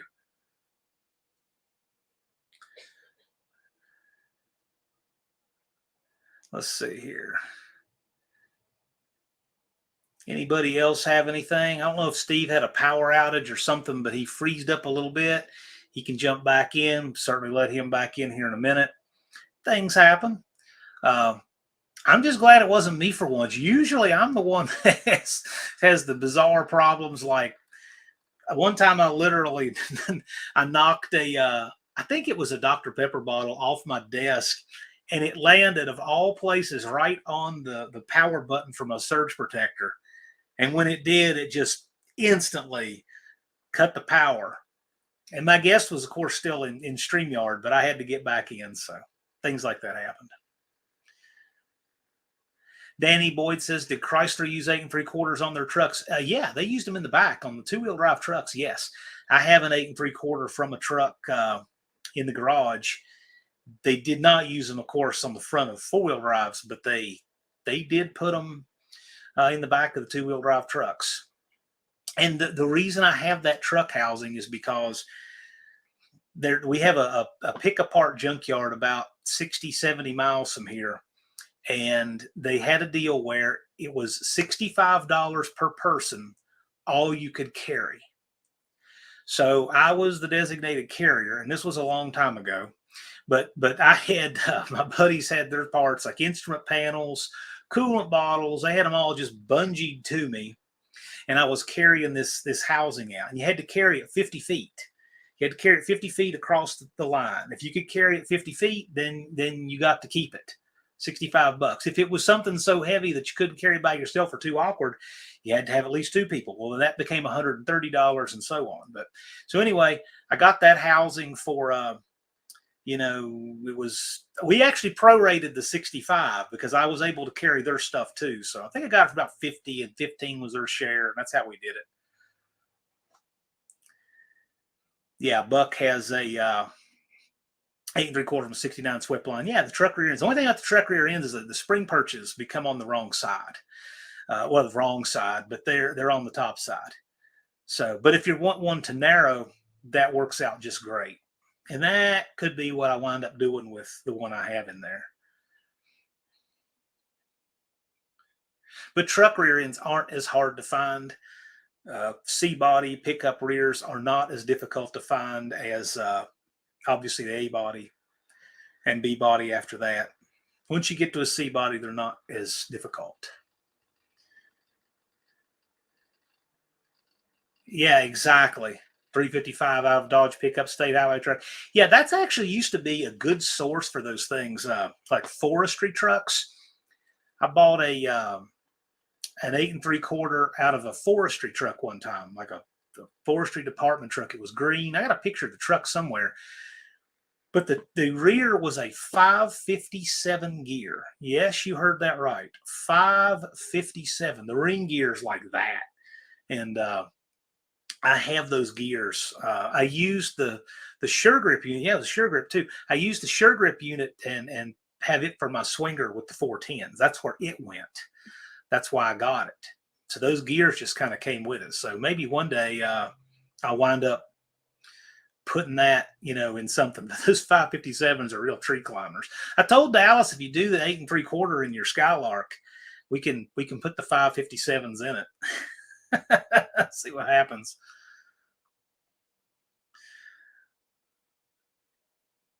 Oh yeah, the goofy train pull thing. I actually found that picture, but I wanted to put it on community tab.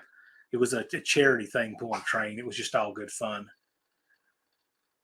355 is a good all-around gear. That's what's probably going to be in my swinger.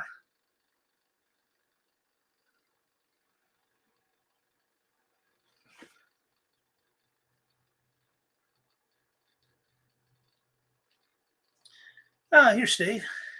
My computer just shut down. Yeah, so never happened before, but we're back. You know what? You would laugh if you knew this.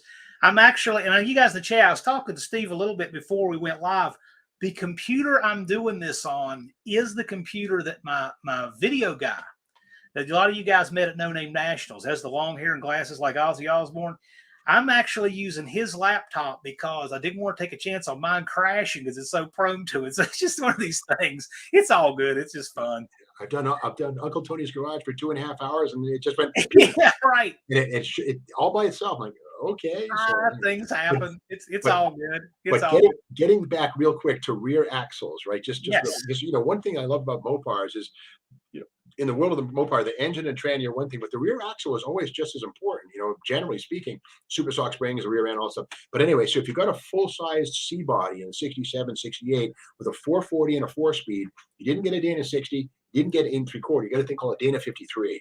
And the beauty was, we did an episode of Roadkill's Junkyard Gold. We actually took that car, jacked it up, and I put a camera right on that thing because that was the mysterious 9 1/4 inch ring gear actually you see in shop manuals. It's not the 9 1/4 Salisbury thing that we see later, but this is actually a Dana 53, which was also used in Lincolns and big Mercuries in the late 50s. So if you had like a Plymouth 440 like this thing here, this basically is the kind of car that C body. It was a Dana 53, so that was a mystery that I always wondered. But now we know Dana 53. If you Google it, you'll see. I wrote a story about it. And stuff. So was the housing the same as a 60? It looks like a 60, but it's slightly smaller. Really? And as you know, on Spicer axles, if you look straight at it, right about the 4 o'clock position on the bottom, where there's a number cast in 60, 70, 80 in some cases, 44, 45, 37, 60, 53. There's even a 51. But the 53 is the one that Chrysler specified for whatever reasons. And I don't know what that was. And as you know, like on a Roadrunner or any kind of e-body, pull the hubcap off in the middle, the Dana has a thicker sort of ring around it than an 8 3/4. They're similar, but they're not. Well, the 53 had the 8 3/4 looking end to it. So if you walk by it in a junkyard, you wouldn't know. But you know what I'm talking about, that little hub, the register for the brake drum, it's thicker. It's got a different look to it. On a Dana 60, but the 53, it looks just like an 8 3/4. So if you ever see an L code 440 4-speed C body, it should have the Dana 53. Anyway, all 80 that were built, or whatever. But it was down there at Stevens Auto Wreck in Anderson, Alabama. It was rusted to heck. It was sadly beyond help. He also had a Sport Fury GT at 71, Daddy Longleg. So neat bunch of stuff down there. But anyway, but yeah. Well, okay, so that's an interesting point. See, I would have figured if you said what rear end, I was at 8 3/4, because like the darts, the Hemi darts had 8 3/4 automatic, right? They had an automatic, so I would have thought the same thing for the C body because they didn't have a 60 that was the right width, I would think. But no, so now I'm wondering, well, why didn't they put that in the darts? I guess because the lack of availability of the ring gears. Well, just remember, we're talking about a 440 4-speed C body. That's a heavy car. That's going to break something. You know what I mean? Yeah. But the Hemi darts had a Dana in the back. The 4-speed cars. Whereas the 8 3/4, the automatics. It was easy. But as you know, they had a specific, the rear, I think they had a big bolt pattern. They're kind of weird axles. And the rear, it's funny, if you ever look at a Dodge Dakota steel wheel, that weird offset, pretty much the same thing they used in the back of those 68 Hemi darts. Kind of weird. The tail wag the dog, that weird extreme inboard offset steel wheel. It's not a normal wheel anyway, because there's a P-body axle. They made 80 of the dart, I believe. Yeah, 77 or 80 or something. Yeah. Something like that. And how many of the Barracuda? The net like 50 to 104. There's a few places you can look at. If you look at 3 spots, there's 4 answers. But, that's what I've noticed. That's why I'm asking, because not a lot is the answer. Not a lot. Just look for the M. BO23M. Well, if you guys have any questions, go ahead and ask, because we'll be on a few more minutes, but then we'll wrap up. So if you guys have any questions, it's an opportunity to get to ask Steve any questions, and I've thoroughly enjoyed it. I've gotten to learn all kinds of new things, and I love Friday evenings hanging out with these guys, and loved having you on. So if you guys have anything, feel free to ask. We've been freestyling it tonight, and it's been a bunch of fun. Now, John, do you do any YouTube stuff beyond this? Or I should know these things, but I don't.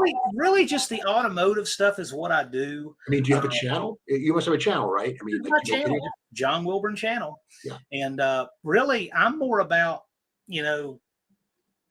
trying to do stuff with these guys, because we give them the stage, and we've actually this year, it's been really gratifying to qualify for the AHRA No Name Nationals. The channel had to have 500 subscribers. Right, I remember. And that has created the race before the race. And so many of these guys have stepped up and done it. And now they're often running as content creators. Several of them are in here, like Unfinished Project. He's one. Heaven's Mopars. He's one. Several of these guys have launched their channels because of that. So to me, it's more fun doing that stuff with them than doing, whatever on mine. So I will say that, for me, I've been self-employed all my life, and YouTube has been a godsend. What do I mean by that? Well, one of the problems I've always had, like, for 11 years, I pitched the idea of a junkyard crawl show to Speed Channel, to Fox Sports, to Velocity Channel, and the decision makers at these places. There was a guy who ran Speed Channel. I flew to to North Carolina to be with him, to Charlotte, and I sat down with him. It's Hunter Nichols, his name. He's long retired, but he says, Steve, I'm not a car guy.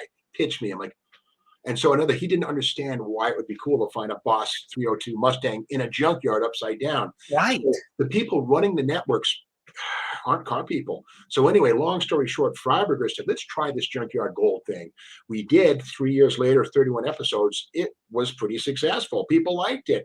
Well, Velocity Channel merges with Motor Trend, and the guys who said no to it at Velocity Channel killed it at Motor Trend. So like, here we go again with this stuff, Sean Akbar and David Lee. So, and not to name names, but so anyway, I said, yeah, I'm going to start my own channel, which I did a year ago right now. And, not making millions or anything like that, but it's certainly so thankful rather than waiting for the phone to ring from Motor Trend or whatever that is. Make your own stuff, do a channel, make it happen.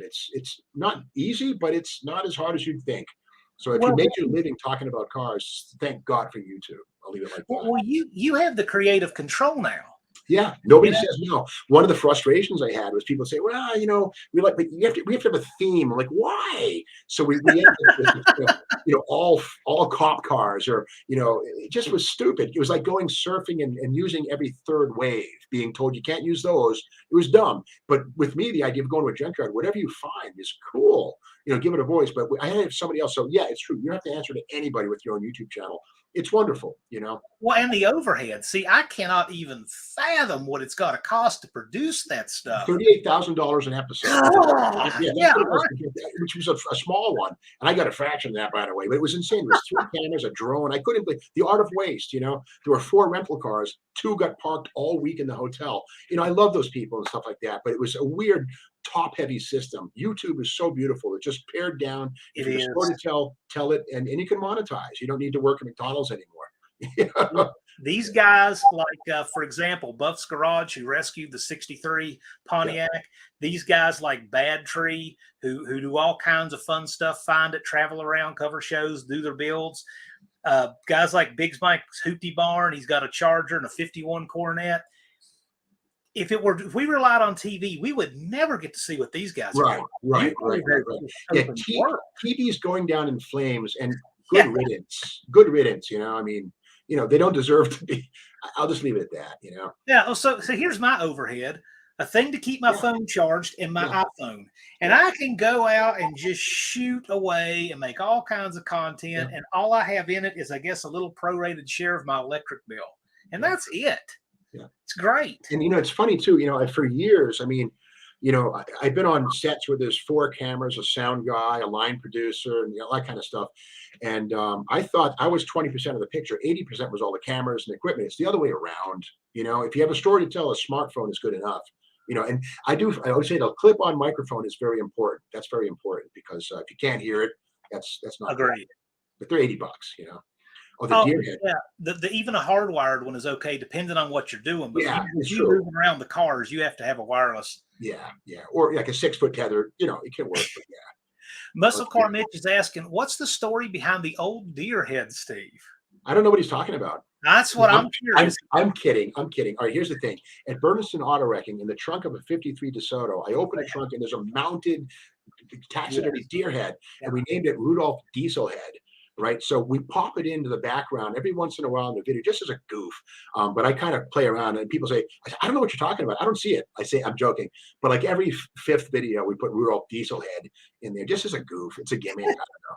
But someday we're going to give him away, or we're going to give him away, or do something, or I don't know what. But I remember that now. Now that he says that. Yeah. It is pretty gross. It's like, it's got mange and stuff, but I like it.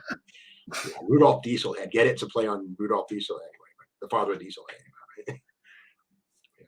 Oh man! But it is funny. That would never fly in Motor Trend. They say, "What are you doing that for?" I shouldn't say Trend Motor backwards. Excuse me, not Motor Trend. But they have a lot of good programming too. They're solid. Freiberg and Finnegan, solid people.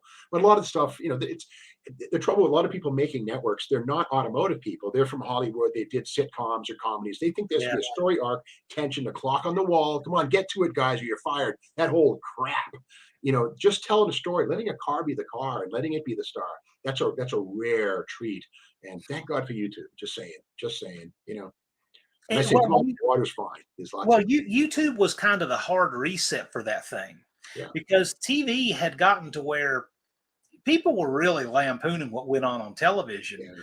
because it had gotten so far out there. And it was kind of in this decadent phase where people were struggling to make content when the content was right there. They had to get out of their own way. Yeah. So then YouTube came along and said, hey, y'all, watch this. Yeah. For no money, I'm going to make Okay. something everybody wants to Yeah. watch. And I love podcasts. We like Joe Rogan. I mean, 3 hours. The thing of it is, the sound bite thing. It's only a real thing when it's turned into a real thing. Like, the news, when you get 30 seconds of a world shaking event. Are you kidding me? I want to hear 3 hours on that. You know what I mean? I'm so thankful for podcasts. And I hope that it trickles up or down to cable television and just regular TV, because a lot of that soundbite stuff, I don't even watch it anymore. I can't, because it's irresponsible to give a person a 50th of a story and have them form an opinion. Don't bother, but I love 3 hour podcasts, which are kind of a new thing, Concrete, Joe Rogan, Soft White Underbelly, these are all very good podcasts. And of course, Automotive, it's a wonderful place, this thing called YouTube. It's awesome, Well, and the guests get to tell their stories. They're not, shepherded into 10 minutes that Yeah. the producers say, this is Yeah. what you have to get across. This is exactly what we want you to talk about. So I like that format. Yeah. Let's see here. Yeah, exactly. And it also makes friendships too. A lot of us know about each other from YouTube, Absolutely. including the Bad Tree guys. Yeah. I want to be friends with the Bad Tree guys when I'm 100 and dead. I want to know those guys are great people, but we wouldn't know about each other if it weren't for YouTube. Yeah. And it's a two-way thing. I mean, you can't send Jay Leno a letter or Johnny Carson. I grew up watching Johnny Carson. I'm Right. 58, and you'd watch the Tonight Show with Johnny Carson. It was like this barrier. It was up on another planet, but you're watching up at this thing. There was no interaction. But YouTube is such a wonderful thing because it's a two-way street. You can reach out and talk to the people that you not idolize, but whatever. You can get in touch with people, and it's cool. And 99% of the time, people are very, very cool. Oh yeah. Yeah, people are good. Well, I agree. So people remember your builds. They get to interact with you here. I think that's great. But also with the internet, you can do as much or as little as you want. You can do it from your living room, or you can do it from a studio, or you can do it from the field. You didn't have all those options at one time. Yeah. And you don't need to have, production value like TV. I mean, it's not necessary. And so many TV shows are shot with, tens of thousands of dollars worth of people, but the show itself is junk. It's such a waste. You know what I mean? Like the Housewives, some of that stuff. So, I don't know who watches that stuff, but it's like, I don't know. But I love the idea we can just get a smartphone and make a show. It's a little, just tell a story. Well, I think reality TV did kind of start the idea and got people interested in the idea of unscripted, filmed on a phone, that kind of thing. It got people interested in it. But then, as you know, reality TV just kind of went down a trajectory of, it ate its own tail. Yeah, but it got people to thinking, hey, what if we really just did this and risked our egos and made content? Yeah. We have editing. Well, we've got some great channels in here, just people that, again, we've never heard of without YouTube, like Outfits Garage. These guys brought a stock car out and raced it on the drag strip and had one of the best passes, most memorable passes of the day. Okay. Streetcar Chronicles. These guys don't even quite yet have 2,000 subscribers, and they're doing really good stuff. These guys were street outlaws before street outlaws were street outlaws. Yeah. That car, I don't know if you can see it well in that thumbnail. Yeah, Malibu with a tunnel ram or something, right? That's probably an 800 horsepower Rare Morrison big block in that car. They're doing great stuff, but in the TV days, you wouldn't see them. But now we know where they are now. Yeah. And it's funny too, for a while, someone asked, when's it going to end? It's too good to be true. But YouTube's been out for 10 years, right? So it's not like it's going to get full, and that's great. It's doing nothing but grow, which is a wonderful thing. Thankful. I mean, magazines are gone, but they were kind of going anyway, I don't know, like Hot Rod and Motor Trend and Four Wheeler. That I remember there were 19 titles that were summarily discontinued back on, what was it, December 6th, 2019, a date that will live in infamy. No, not Pearl Harbor. This is the death of magazines, But it was a sad thing, but all the same, writing. I don't do any more writing for magazines. I used to, like a lot. But now there's no magazines to write for. I do love the Hemmings books, Hemmings Classic Car and Hemmings Muscle Machines. Those are pretty cool. Those are old school magazines. I still get those. I like them. As a reader, and I know this is a hard question to ask because you've been on the other side of it. As a reader, what was your favorite magazine? Let's just say you're just at a newsstand and you want to read something, has nothing to do with your employers or anything. What would that be?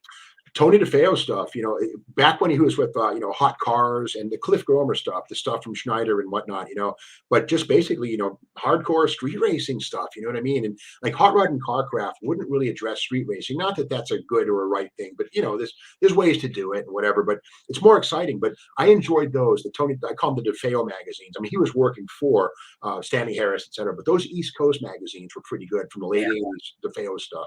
And nowadays, well, Carcraft was pretty good when Freiberger brought Carcraft. We were at Hot Rod, and Freiberger was assigned to save Carcraft, and it became very Junkyard, and it was very good. I enjoyed that, and actually, it kind of trickled over to Hot Rod. We did a lot of Junkyard stuff too. But yeah, Carcraft was good. It's gone now, of course. And the crazy thing is, as you may or may not know, on December 6, 2019, at noon, there was a meeting called with everybody at Peterson or Prime Media, whatever it was that week, and they were told, guys, we're done. And there was no farewell issue of Carcraft. A lot of those magazines were ready to ship. So there's actually magazines that were finished and ready to go that were unplugged and thrown away. It's amazing. Now I'm hoping someday they'll be leaked or something like that. But Rodney Custom and 50, Fast 50, all these books were just unplugged. But to me, the idea that Carcraft didn't have a farewell issue since 1953, gone. And one day the employees kind of smelled it coming, but for the most part, 135 people were sent home that day. Crazy. I was a freelancer, so it didn't really affect me that much. I wrote from my home here in Massachusetts, but that was a tough thing. But it was coming. It was coming. The advertising, the magazines were getting thinner and thinner. The advertisers were moving to the internet. And, progress. It just happens. Yeah. Here's one of our guys hanging out in the comments. This is his real life Hot Wheels car. That's cool. Yeah, it's a real life Hot Wheels car. He just said, I want to build that, and he just did it. And it's on super stock leaf springs, big fat tires, side pipes. Yeah, he just built what he wanted, and it's like he was a pretty good stock in custom. You know what I mean?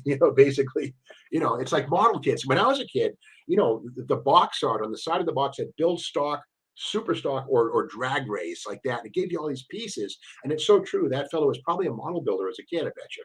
Because Mark Trostel, who's the head of design at SRT Dodge, Trostel, the Viper dude, he's a model car builder. It's a 24th scale. It's a 24/24th scale. 25th and 24th. Yeah, it's 1/25th or 1/24th. Right. Those are the popular ones for plastic. Like these are 1/25th scale cars. These things right here. Mm-hmm. But 1/32nd smaller, 1/64th is Matchbox, 1/16th and 1/12th are a little too big for their own good. They're where do you put them? But 1/25th scale is my favorite. Yeah. Johnny Mopar is asking a question, and you can apply this to anything. It can be basket weaving, skiing, anything. What events do you go to? What events do you attend? And if you say the opera, whatever, that's fine. Whatever your events are, what would they be? Well, to be honest, let's see. I don't go to car shows that much. Here's why. Because I go to Barrett-Jackson. I get my fill, and I don't want to sound like an idiot, but sometimes I go there and I wear the glasses and, people want to chat. That's fine. I love people. But sometimes after you get there, you realize when you leave, you didn't see anything. You just talk to folks about cars, which is fine, but I don't go to car shows much. With that said, I go like this, I go to where like model car swap meets, like where there's like in New England and all over the country, but mostly in New England lately. There are like model car contests, and when there's a swap meet with old Johans and AMT and MPC kits, I'll go there. I like that, and concerts once in a while. I like to go to see a rock and roll show or something once in a while. But but I don't go to the opera. I stay home a lot. Really, I travel enough to where I just like to be home, build model cars, seriously, and work on the REM charger soon. I got to start. I apologize for that, but I have to get going on that thing. So do you ever try to go to something and say, I want to go there, but I want to go incognito? Because you're very recognizable. You got a distinctive look. People recognize. Do you ever say, I'm going to put on the big boonie hat? Do you ever do that? I never have. I mean, it's a blessing in a sense just to have instant friends. And it speaks to the fact that cars bring people together. I remember when I was in California, I was there from 1991 through 2008 or whatever it was. But Big Willie Robinson, the Brotherhood of Street Racers. And that was in Terminal Island. They had like an 8-mile drag strip, and the Bloods and the Crips, who were very real. These are street gangs who they were there together, drag racing or low riding. It was the one place where cars brought people together who ordinarily would not be very much together. It just proved, so cars are a great thing, and I love talking with people. But sometimes you just want to go to the show and see cars, but you have to engage people. But no, I haven't. I've never tried to do the incognito thing, and I'm thankful for people who want to talk. I'm always happy to talk with people. It's cool. I learn always from people. That is really interesting. So the Bloods and Crips who might be shooting at each other 6 days a week, they're hanging out with their cars one. Yep, the lowriders and stuff. I mean, it was like people like waiting and watching what's going to happen here, and nothing. It was interesting. And Big Willie Robinson kind of had he's gone now, but he was sort of, the Brotherhood of Street Racers back in the 60s. They used to employ him to a degree to sort of, they'd stage street races in LA, and not anymore. It used to be at Terminal Island, which was sort of like this disused storage area, but they set up a drag strip, and Mayor Richard Reardon at that point in time in LA gave them the green light to have a drag strip, and it was wickedly successful. So yeah, cars bring people together, even mortal enemies, put it like that.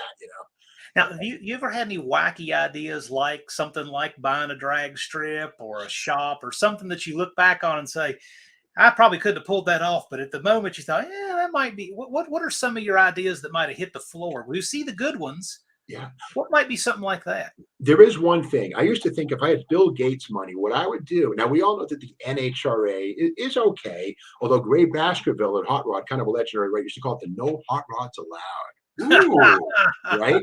But the AHRA back in the 60s was that's you guys. Yeah. They were very open to the Chrysler funny cars. They said, bring them on over. The NHRA said, no, none of that stuff. So the AHRA is very open. So anyway, if I had Bill Gates money, what I would do, I would recreate the AHRA Winter Nationals B-Line AFX field. All of those funny cars in real time, real life, and have them race and travel that show all over the country. But they'd have to be kind of pure. I'm not like not the soup Nazi from Seinfeld, but when I see like braided hoses and weld wheels on an altered wheelbase, don't pop the illusion, don't pop the bubble, and you don't have to run sixes. Just if you can run nines, eights, you don't want to go airborne in something that's 5 feet off the ground. But if I had Bill Gates money, I would recreate the 1965 B-Line AHRA Winter Nationals field and FX and tour that thing all over the country and just win people over with funny cars, not flip tops, but funny cars, door slammers with altered wheelbases. And flip tops are cool too, but only Comets, up till 68, 69. In the 70s, they kind of lost me, the Vegas and those weird twisted things and whatnot. But that's what that would be a dream of mine. Cool. To have a traveling funny car show, a real funny car show, No, I like that. I know that the Southeast Gassers are attempting to keep things on track. Yeah. I know that Quayne Stott has said he doesn't want people to say, hey, that looks like they're paying tribute to a car from 1967. He wants them to feel like they're leaning on the fence in 1967. Yeah. So they're really strict on what they allow. And so I'm like that too. Like, I don't like to look at a vintage race car and I see billet wheels from the 90s and things that are just so the worst to me.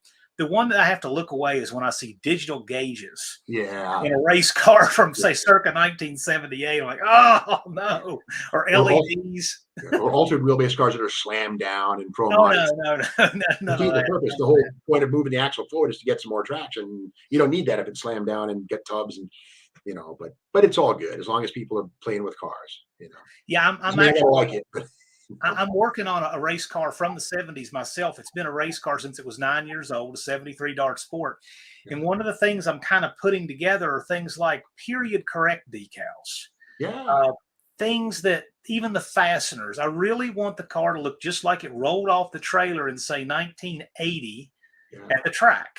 And that's, everybody can do their own thing. I mean, I see cars that are more resto-modded with a little bit more modern parts. That's great. I mean, for me, I like something that makes me think. Takes you back in when time. I was a little kid. And that's like a little illusion. Yeah, bubble, time warp kind of thing. Yes. So that's just the kind of thing. And each his own. They're paying the bills. They can build how they want. That's what I like. So anyway, guys, we're just like 2 minutes to go. If you got any last questions, go ahead and get them in. Real quick, some administrative stuff. We do want to thank the mods. Joe, Andy, Blake, Buff, Ari, Buzz, you guys, you're on point tonight. Haven't had a troll strike yet. It's been great.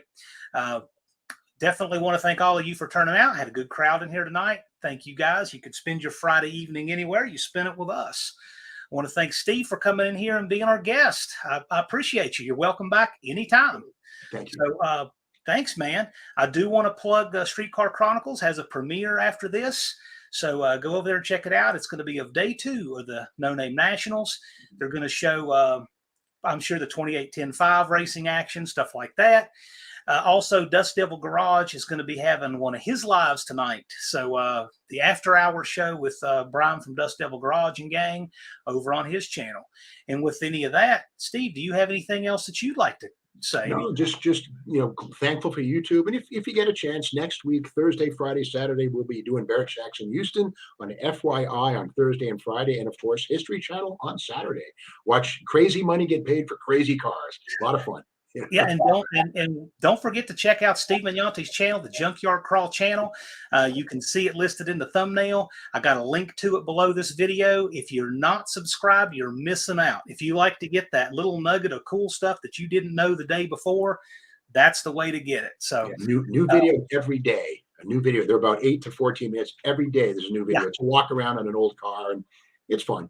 They're the perfect size for when you take a break at work, or perfect size to watch in your lunch hour, and you get that knowledge out of it. I really like the size and the format and everything. So like I said, there aren't a lot of channels I have notifications for, but that's one of them. And that's what I really like, that channel. So if you guys haven't, check it out. And as always, I never tell anybody, say you should subscribe to this person, but if they earn your sub, please sub. Keeps it honest, right? Thank you guys for coming in tonight. And with that, we'll see you guys again next week. Thank you, John. Thank you.